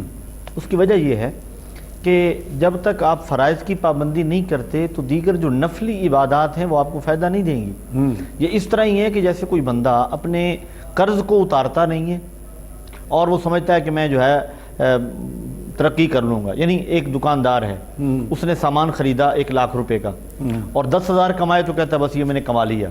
हालांकि कमाई वो है जो 1 लाख जो उसने इन्वेस्ट किया है वो हासिल करने के बाद 1,10,000 अगर होता है 10,000 उसकी कमाई है। इसी तरह नमाज, रोज़ा, हज और ज़कात ये फ़राइज़ हैं, इनके बग़ैर दीगर नफली इबादात या वज़ाइफ फ़ायदामंद सूदमंद नहीं होंगे, नहीं हो सकते। तो प्यारे भाई से पहली गुजारिश तो यही जो आपने अभी फरमाया है कि नमाज की पाबंदी करें और घर में تلاوت قرآن کا معمول بنائیں واہ اور سبحان اللہ. کوشش کریں کہ ایسا وقت کوئی مختص کر لیں جب گھر کے سارے افراد گھر میں ہوں اور چند منٹ نبی کریم صلی اللہ علیہ وسلم کی ذات اقدس پر درود پڑھیں مل کر اجتماعی طور پہ گھر کے افراد. تو مجھے تو یقین کامل ہے کہ جو شخص نماز کی پابندی کے بعد تلاوت قرآن اور گھر میں درود پاک پڑھنے کا اہتمام کر لیتا ہے، نہ اتفاقی نہ چاکی، رزق میں بے برکتی، بے روزگاری، بچوں کے رشتے نہ ہونا، یہ سارے مسائل حل ہونا شروع ہو جاتے ہیں. کیا بات. یہ عمل شروع کریں ابتدائی طور پہ، اس کے بعد انشاءاللہ ان کے گھر میں سکون بھی ہوگا اور عافیت بھی ہوگی. مفتی صاحب اور علامہ صاحب میری بات کی تائید کریں گے آپ دونوں احباب کے. بھائی ہم اور بہت ساری باتیں منواتے ہیں نا اپنی زندگی میں، بیوی سے کہتے ہیں یہ کرنا، یہ نہیں تو یوں کر دوں گا، یہ نہیں تو یہ ہو جائے گا، دھمکیاں دیتے ہیں نا، میرے کپڑے ٹائم پہ ہونے چاہیے، میرا فلاں کام. اللہ کے بندے تم اپنی بیوی کو یہ دھمکی کیوں نہیں دیتے کہ مغرب کے بعد اگر سورہ واقعہ نہیں پڑھی تو رات کو ہم کھانا نہیں کھائیں گے گھر پہ؟ اگر آج صبح یاسین کی نماز، فجر کی نماز کے بعد یاسین شریف نہیں پڑھی یا تم نے قرآن نہیں پڑھا تو آج گھر میں کھانا نہیں پکے گا، میں گھر میں لے کے نہیں آؤں گا کچھ بھی. یہ کیوں نہیں کہتے؟ رزق کی کشادگی کا بہترین، میں یہی عرض کر رہا ہوں نا کہ جو لوگ یہ رزق کی پریشانی کے شکار ہیں وہ جہاں اپنی بیوی کو 10 دھمکیاں لگاتے ہیں، اپنی بہنوں کو دھمکیاں لگاتے ہیں، وہاں یہ دھمکی کیوں نہیں لگاتے کہ بھائی قرآن نہیں پڑھا آج تو کھانا نہیں پکے گا گھر میں. صحیح بات ہے. آج اچھا ایک اور چیز کر لیں، جیسے آپ نے درود شریف کا ذکر کیا، بھائی جمعے کے دن سارے گھر والے بیٹھ جائیں، وضو کر لیں، سارے گھر والے بیٹھ جائیں، زیادہ نہیں پڑھے لمبا، میں نہیں کہتا کہ 10 لاکھ مرتبہ پڑھ کے دکھاؤ بھائی، ایک جمعے کی آپ عادت بنا لیں کہ یار ہر جمعے ہم نے گھر میں بیٹھ کے جمعے کی نماز کے بعد 10 منٹ 5 منٹ پڑھنا ہے، درود پاک پڑھنا ہے، 5 منٹ ہی پڑھ لو. حدیث پاک کا مفہوم ہے آسمان سے بلائیں نازل ہو رہی ہوں، 2 بندے بچیں گے، ایک وہ جو حالت نماز میں، دوسرا وہ جو اس کی زبان پر درود پاک جاری. صاحب القلبدی فرماتے ہیں جو 80 مرتبہ جمعہ کے بعد نماز عصر پڑھنے کے بعد 80 مرتبہ درود شریف پڑھتا اللہ تعالیٰ اس کے 80 سال کے گناہ معاف فرما دیتا اور اس کے رزق میں کشادگی آ جاتی ہے. چلیں علامہ صاحب آپ کی یہ حدیث پاک ہم اسی کو آگے رکھ لیتے ہیں، چلیں سامنے پیش نظر رکھتے ہوئے ہم کہتے ہیں تم 10 منٹ نہ پڑھو 80 منٹ پڑھ لو، 80 دفعہ پڑھ لو، 80 دفعہ پڑھ لو میکسیمم. یعنی قرآن، درود پاک اور نماز. اگر گھر کا سربراہ، گھر کا بڑا اگر وہ اس چیز پر جبر کرے گھر والوں پہ، کوئی پوچھ نہیں ہے اس سے، سختی کرے. دیکھیں رحمت للعالمین نبی نے ہمیں یہ حکم فرمایا ہے کہ جب تمہارا بچہ 7 سال کا ہو جائے تو نماز کا حکم دو، یعنی اسے عادت پڑے. جی ہاں. اور جب وہ 10 سال کا ہو جائے تو پھر مار کے نماز پڑھاؤ. ہاں جی. اب دیکھیں جو خود رحمت للعالمین ہیں وہ ارشاد فرما رہے ہیں. اس میں اصل پیغام یہ ہے کہ 12 سال سے 15 سال کی عمر کے درمیان جو ہے نا یہ بالغ ہوگا اور بلوغ کی عمر کو پہنچے گا. تو اگر یہ 10 سال کی عمر سے آپ سختی کریں گے بچے پر تو وہ انشاءاللہ جب تک وہ بلوغ کی عمر کو پہنچے گا وہ پکا نمازی ہوگا. اور جو نمازی ہے آپ کی وہی بات ہے کہ جب اس کی نماز جاندار ہو جائے گی تو زندگی تو شاندار ہونی ہے. مفتی صاحب 20-22 سال گزر جاتے ہیں، بچے جوان ہو جاتے ہیں، 24 سال ایج ہو جاتی ہے، پھر ماں باپ شکوہ کرتے ہیں جی ہمارا بیٹا ناہنجار ہے، ہمارا بیٹا ناخلف ہے، ہمارا بیٹا نافرمان ہے. بھائی کیسے نہیں ہوگا؟ ساری زندگی تم نے 22 سال اس کے ساتھ نہ تم جان نماز پہ کھڑے ہوئے، نہ تمہاری بیوی جان نماز پہ کھڑی ہوئی، نہ تم نے اسے اپنے ساتھ کھڑا کیا. بابا کہاں سے آئیں گے؟ بابا بلے شاہ قصوری رحمۃ اللہ تعالی علیہ آپ فرماتے ہیں کہ جو بے نماز ہے نا اسے اپنی بیٹی کا رشتہ نہ دینا. اللہ. اب ایک مرید نے پوچھا حضور اتنی سختی؟ ہم تو دیکھتے ہیں نا کماتا اچھا ہے کہ نہیں، گھر اچھا ہے کہ نہیں. آپ فرماتے ہیں جو بے نماز ہے نہ دو رشتہ. پوچھا حضور وجہ کیا ہے؟ فرمایا جو اللہ کا حق ادا نہیں کر رہا تیری بیٹی کا حق کیسے ادا کرے. اللہ اکبر. کفر اور اسلام میں فرق نماز کا ہے. کتنی بڑی بات ہے یار. ہم لوگ، میں کہتا ہوں ہم لوگ اللہ کو مانتے ہیں، اللہ کی نہیں مانتے. رسول اللہ کو مانتے ہیں، رسول اللہ کی نہیں مانتے. بزرگوں کے گیت بہت گاتے ہیں، قوالی پہ رقص کر رہے ہوتے ہیں، لیکن میرے بھائی انہوں نے کہا کیا تھا، وہ بتانا کیا چاہ رہے تھے، سبق کیا دیا تھا، اس پر ہمارا کوئی عمل نہیں ہے. پھر روتے ہیں جی ہمارے پاس روزی نہیں ہے، ہمارے گھر میں پریشانیاں ہیں، لڑائی جھگڑے ہیں. اس سب کا حل اللہ کے محبوب کی اطاعت میں. ایک کالر کو شامل کرتے ہیں. السلام علیکم. ہیلو. السلام علیکم. وعلیکم السلام. جی میں چکوال سے بات کر رہی ہوں. جی میری بہن کیا پوچھیں گی؟ میرے دل کا نا اسٹنٹ بال بند ہے، اسٹنٹ ڈلنگ اسٹنٹ میرا بند ہے. اچھا. تو اس کی وجہ سے میں بہت پریشان ہوں. 2-3 دفعہ انہوں نے پروسیجر کیا لیکن وہ نہیں کھل سکا. تو آپ کو ایسی تصحیح بتائیں کہ میں وہ کروں اور میرا اسٹنٹ کھل جائے. میں بہت پریشان ہوں. ٹھیک ہے. دل کا کوئی وال ان کا میرا خیال بند ہے ایسے ہی مجھ سے. اس کے لیے سورۃ فاتحہ آئے بھیا جی جی بالکل ٹھیک ہے، آپ کی آواز ہم تک آ گئی ہے میری بہن، یا میری جو بھی میری بڑی بہن ہے، آپ کا سوال ہم نے سن لیا ہے، آپ کو جواب دیتے ہیں۔ جواب آپ نے تسلی سے اور غور سے سننا ہے جناب۔ سورۃ فاتحہ نماز فجر کے بعد اور نماز مغرب کے بعد یہ پڑھا کریں، اور اس کے اگر تعداد کے حوالے سے پڑھتے ہیں تو کم از کم ایک تسبیح پڑھیں۔ اچھا، کم از کم ایک تسبیح سورۃ فاتحہ پڑھ کے صحیح، وہ پانی پہ دم کر کے روزانہ صبح شام پئیں، انشاءاللہ اس سے کافی فائدہ ہو جائے گا۔ کیا بات ہے، سورہ فاتحہ کی تو کیا بات ہے، سبحان اللہ۔ بالکل ٹھیک ہے جناب، ایک تسبیح صبح ایک تسبیح شام، دو ٹائم پڑھنی ہے۔ یہ پڑھ کر پانی پہ دم کر کے اس پانی کو آپ استعمال میں لائیں، اس پانی کو پئیں، تو انشاءاللہ اللہ پاک آپ کو صحت کاملہ و عاجلہ عطا فرمائے گا۔ مفتی صاحب کیا فرمائیں گے اس حوالے سے، آپ کے ذہن میں کوئی بات ہو؟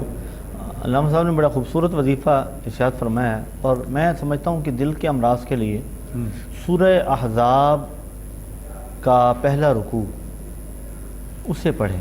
اچھا، اور پہلے رکوع میں آیت میں اس کا ابتدائی جملہ عرض کر دیتا ہوں، ما جعل اللہ لرجل من قلبین فی جوفی، اللہ تعالیٰ نے کسی آدمی کے جو ہے وہ جوف میں، اس کی باڈی کے اندر دو دل نہیں بنائے۔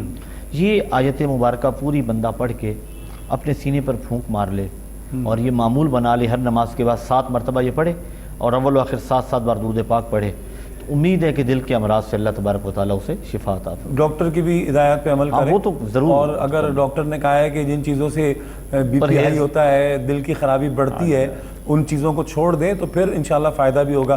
ہم یہاں پہ وظیفہ بتاتے رہے شوگر والے کو، وہ جا کے جناب 1 کلو گلاب جامن کھا لے، پھر کہے جی وہ مفتی صاحب نے جو بتایا تھا جناب وہ فائدہ نہیں ہوتا، یا 1 کلو گلاب جامن کھائے اور پھر آواز لگائے کہ نہیں چائے پھیکی دینا مجھے، پرہیز بھی تو، چائے میری پھیکی ہونی چاہیے۔ اچھا، یہ فیشن بن چکا ہے، ہاں، یہ ہم پرہیز ضروری ہے شوگر والوں کا ایسے، بالکل پرہیز ضروری ہے، علاج کے ساتھ پرہیز بھی بالکل ایسے ہی ہے، علاج بھی ضروری ہے اور اس کا پرہیز بھی ضروری ہے، اور پھر اللہ اللہ کرنا بھی بہت ضروری ہے۔ میرے اللہ رب الجلال کا فرمان عالی شان ہے کہ جس دل میں میرا ذکر آ جاتا ہے پھر میں اس سے خوف کو نکال دیتا ہوں۔ تو خوف تو ہر چیز کا ہے، آپ کو روزی کا بھی خوف ہے، آپ کو صحت کا بھی خوف ہے، سٹیٹس کا بھی خوف ہے، تو سارے خوف نکل جائیں گے جب اللہ کی یاد آ جائے گی۔ ایک کالر کو شامل کرتے ہیں۔ السلام علیکم۔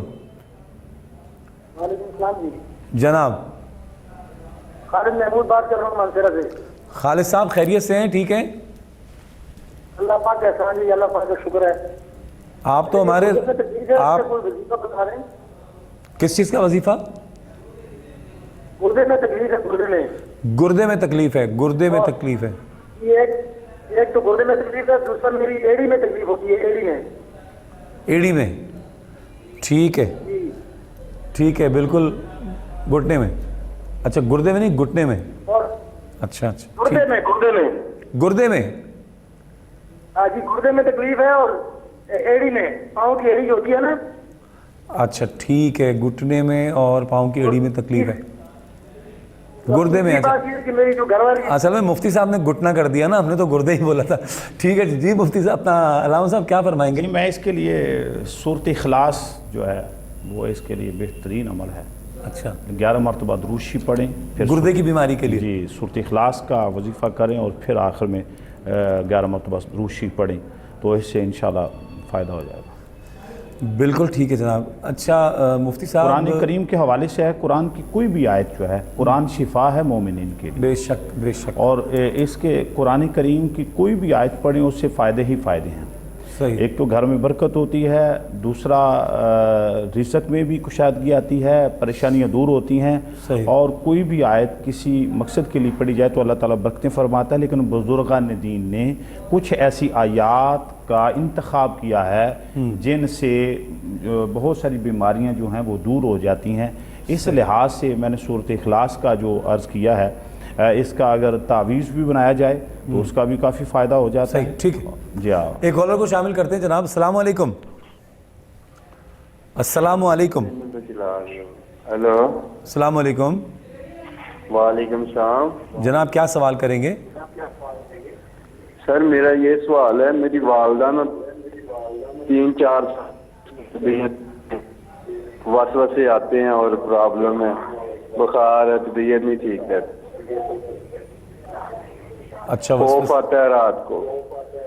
صحیح، ٹھیک ہے ٹھیک ہے جناب، بالکل بالکل. آپ کو مفتی صاحب کیا فرمائیں گے؟ وسوسے بھی ہیں، خوف بھی آتا ہے اور طبیعت بھی ٹھیک نہیں رہتی.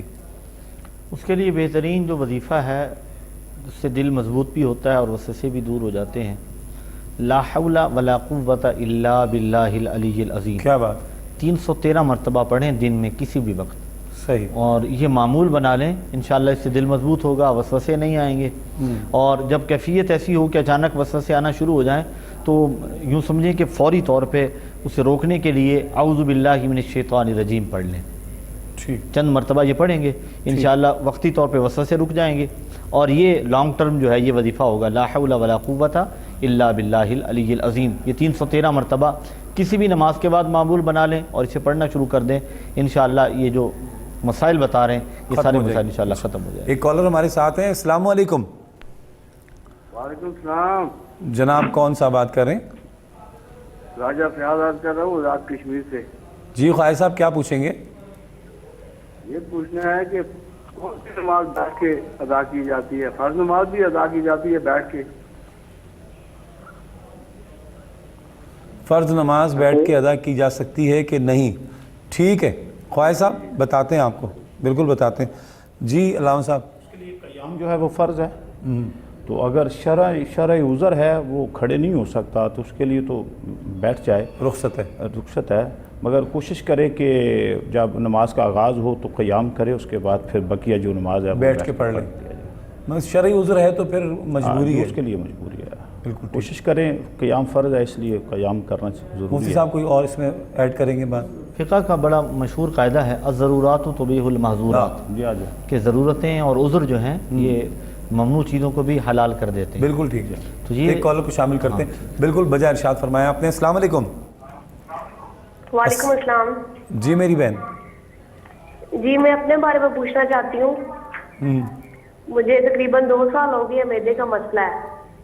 تو میں نے ڈاکٹر سے بھی ٹریٹمنٹ لی ہے، حکیموں سے بھی لی ہے اور پڑھا بھی ہے خود، لیکن مکمل ٹھیک نہیں ہے.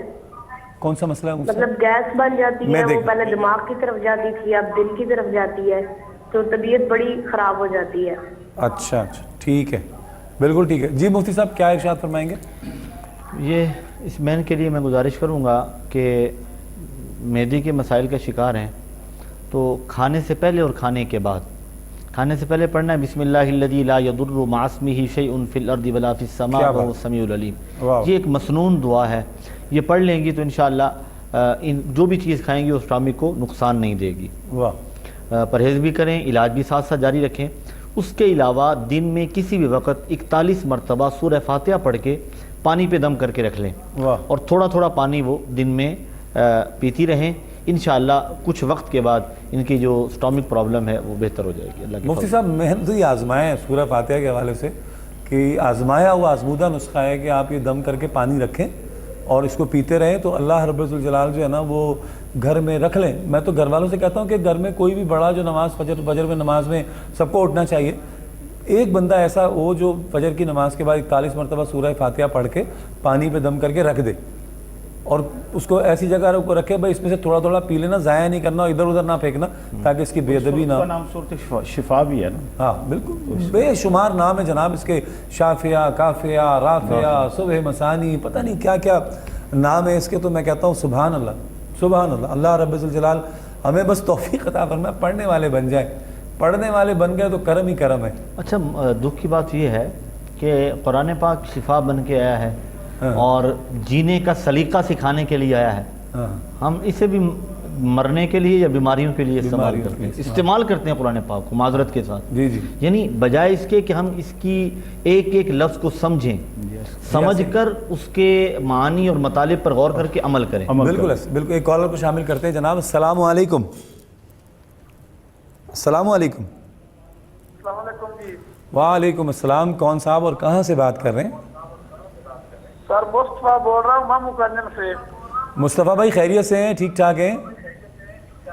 اللہ کا کرم بھائی جان خیریت. میرا وپار کا کاروبار بھی کافی زیادہ بہترین 3-4 مہینے ہو گئے جی، کوئی چکر نہیں چاہتے. پیرا کوڑی کافی گیا لیکن کوئی فرق نہیں پڑ رہا. اچھا نقصان ہو رہا ہے کاروبار میں 3-4 مہینے سے. اس کے لیے بیپاری مطلب کوئی میں سمجھ گیا کاروبار کے حوالے سے جناب اس کے لیے استغفراللہ کی تسبیحات جو ہے نا وہ بہت ہی فائدہ مند ہیں. کیا بات. حضرت خواجہ حسن بصری رحمۃ اللہ تعالی علیہ کے حوالے سے ایک بات آتی ہے کہ آپ کے پاس ایک آدمی آیا اور عرض کی حضرت میرے باغ پکنے پر ہے, تیار ہونے پر ہے, کوئی وظیفہ بتائیں تاکہ مجھے اس سے فائدہ اچھا ہو جائے. آپ نے فرمایا استغفراللہ کیا کرو. ایک اور آیا, حضور بارش نہیں ہو رہی, فصل میری تیار نہیں ہو رہی اور بڑا پریشان ہو, آپ نے فرمایا استغفراللہ کیا کر. ایک اور آیا, جی حضور میرے پاس پانی نہیں ہے, پانی کی کمی ہے تو آپ دعا فرمائیں میرے لیے پانی کا سبب پیدا ہو جائے, تو آپ نے فرمایا استغفراللہ کیا کرو. ایک اور آیا, حضور میرے پاس اولاد نہیں ہے, میرے لیے اولاد کے لیے دعا اور وظیفہ فرمائیں. تو آپ نے فرمایا آپ استغفراللہ کہا کریں. جو قریب آدمی بیٹھنے والا تھا وہ عرض کرتا ہے حضور یہ سب کو آپ نے ایک ہی وظیفہ بتایا, تو اس میں کیا خاصیت ہے جو آپ نے ایک ہی وظیفہ سبھی بیماریوں کا علاج بتا دیا. آپ نے فرمایا آپ نے اللہ کا قرآن نہیں پڑھا. تو یعنی استغفراللہ کے حوالے سے یہ ہے کہ اس سے کافی ساری مشکلات دور ہوتی ہیں اور اس سے گناہ بھی معاف ہوتے ہیں. صحیح جی ٹھیک ہے, کالر کو شامل کرتے ہیں. السلام علیکم. السلام علیکم. وعلیکم السلام. جی میری بہن کیا سوال کریں گی؟ میرے دیور کا استخارہ کرا. دیور کا جی کیا ہوا ہے دیور کو؟ جی محمد شبیر نام ہے, تو 12/12/1990 اس کی ڈیٹ آف برتھ ہے. جو بھی کام یہ کرتے ہیں اس میں بہت زیادہ مشکلات آتی ہیں. اس کی 2-3 منگنیاں ٹوٹ چکی ہیں. اچھا تو جو بھی کام شروع کرتے ہیں نا رکاوٹیں, کوئی کام سیدھا نہیں کرنے سے, جو بھی شروع کرتے ہیں ہر کام میں مسئلہ آتے ہیں. ٹھیک ہے میری بہن, بالکل ان کے دیور کا مسئلہ ہے مفتی صاحب, جو بھی کام کرتے ہیں اس میں نقصان ہوتا ہے نہیں ہوتا, اور رشتے کا بھی مسئلہ چل رہا ہے, کیا فرمائیں گے؟ اچھا, ایسے مسائل میں اکثر میں ایک وظیفات کرتا ہوں اور وہ تقریباً ان تمام چیزوں کے لیے فائدہ مند ہوتا ہے. سب سے پہلے تو نماز کی پابندی کریں. عمومی طور پہ ہمارے جو ینگ جنریشن ہے وہ نماز کے حوالے سے بڑی بے خبر ہے. مختلف گیمز اور مختلف ایپس میں اور سوشل میڈیا پہ وہ بزی رہتے ہیں. تو سب سے پہلے تو نماز کی پابندی کریں. نماز فجر کے بعد ایک رکوع سے ہی قرآن پاک کی تلاوت کرنے کا معمول بنائیں.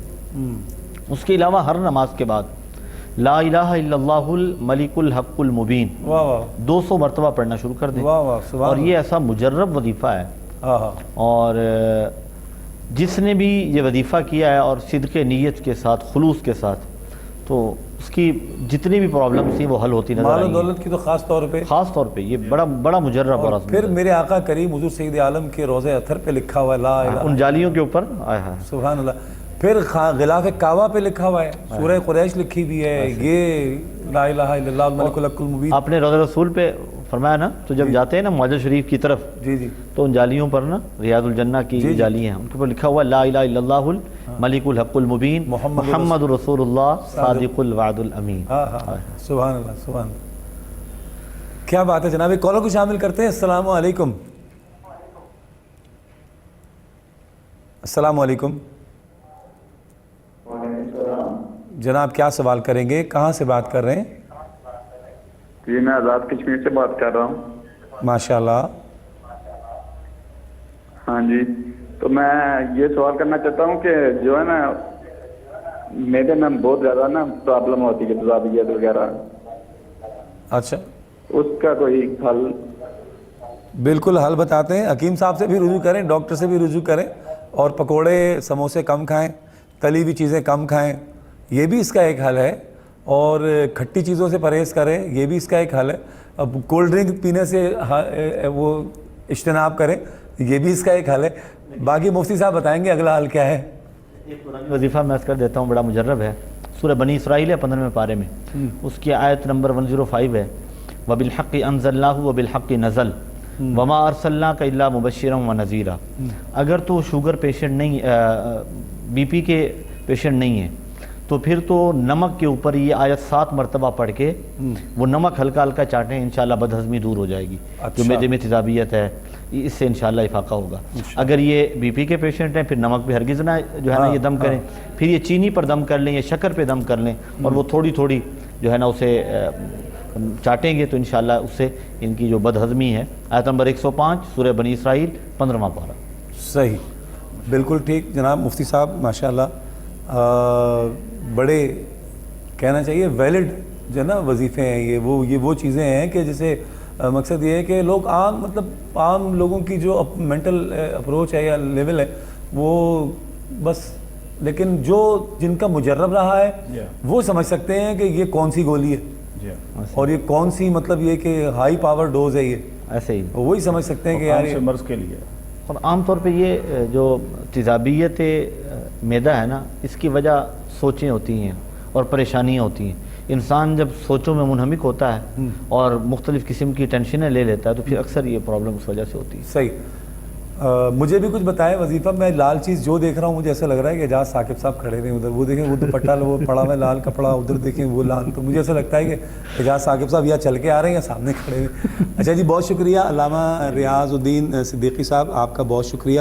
آپ تشریف لائے، دور سے آپ آئے، ہمارے پروگرام کی زینت بنے. آپ نے ہمیں موقع فراہم کیا اور عوام الناس کے لیے یہ پیغام پہنچانے تک، اور یہ ہمارے لیے ماہ رمضان شریف کی پر نور ساعتوں میں اس طرح کی اور بالخصوص سیدہ خدیجۃ الکبریٰ کے حوالے سے جو گفتگو کی گئی، تو یہ ہمارے لیے سعادت ہے. بے شک، اللہ تعالیٰ آپ کو اور آپ کی پوری ٹیم کو اجر عظیم. بالکل ایسا ہی ہے جناب. مفتی صاحب، مفتی سید شہباز سیفی صاحب، بہت لطف آیا آپ کے ساتھ گفتگو کر کے، بڑا مزہ آیا، اور یقین ناظرین تو آپ کو پہلے سے جانتے ہیں. اللہ آپ کو اجر عظیم عطا فرمائے. اختتام میں مفتی صاحب دعا فرمائیں گے، اور میں اس خیال پر آپ سے اجازت چاہوں گا کہ انشاءاللہ میرا گمان ہے کہ انشاءاللہ جو کچھ مفتیان نظام نے بتایا، علماء کرام نے بتایا، ہم پڑھیں گے بھی اور پڑھ کر اس پر عمل کرنے کی کوشش بھی کریں گے، اور اس کے ساتھ ساتھ اپنی نماز کی پابندی کا خیال کریں گے. لیکن پھر وہی بات آ جاتی ہے کہ جتنا اللہ کی طرف آپ کا دھیان ہوگا، توجہ ہوگی، آپ اتنا مصائب و مشکلات سے نکلتے چلے جائیں گے. اپنا بہت سارا خیال رکھیے گا. کل انشاءاللہ سیم ٹائم آپ سے پھر ملاقات ہوگی. اللہ نگہبان. الحمدللہ رب العالمین والعاقبۃ للمتقین والصلاۃ والسلام علی سید المرسلین. اللہم نور قلوبنا بالقرآن وزین اخلاقنا بالقرآن وادخلنا الجنۃ بالقرآن ونجنا من النار بالقرآن. یا الہ العالمین، آج کی اس بزم کو اپنی بارگاہ میں شرف قبولیت عطا فرما. سیدہ کائنات کے ذکر خیر کے صدقے سے اور وسیلے سے میرے مولا ہماری زندگیوں کو پربہار بنا. ہمارے جن ناظرین سامعین نے اپنی مسائل اور پریشانیوں کا ذکر کیا، میرے مولا ان کی پریشانیوں کو اپنے حبیب پاک کی محبوبہ زوجہ کے صدقے اور وسیلے سے، ان کے ذکر خیر کے صدقے سے تمام پریشانی اور مصیبتیں دور فرما. بالخصوص یا رب العالمین ہمارے D C Lahore, deputy commissioner Lahore Mudassar Riaz Malik صاحب، ان کے والد مرحوم و مغفور آج وصال فرما گئے. میرے مولا ان کے درجات بلند فرما. یا رب العالمین بتقاضۂ بشریت ہونے والی غلطیوں کوتاہیوں سے درگزر فرما. میرے مولا اس عظیم سانے پر جناب مدثر ریاض ملک صاحب کو صبر جمیل اور ان کی ساری فیملی کو صبر جمیل عطا فرما. جملہ پسماندگان کو صبر جمیل اور صبر جمیل پر اجر جزیل عطا فرما. یا رب العالمین ہمارا یہاں بیٹھنا سننا سنانا اپنی بارگاہ میں قبول فرما. خدایا بحق بنی فاطمہ کبر قول ایمان کنی خاتمہ، اگر دعوتم رد کنی ور قبول، منو دست دامان آل رسول. وصلی اللہ تعالی علی حبیب خیر خلقہ محمد وعلی آلہ واصحابہ اجمعین.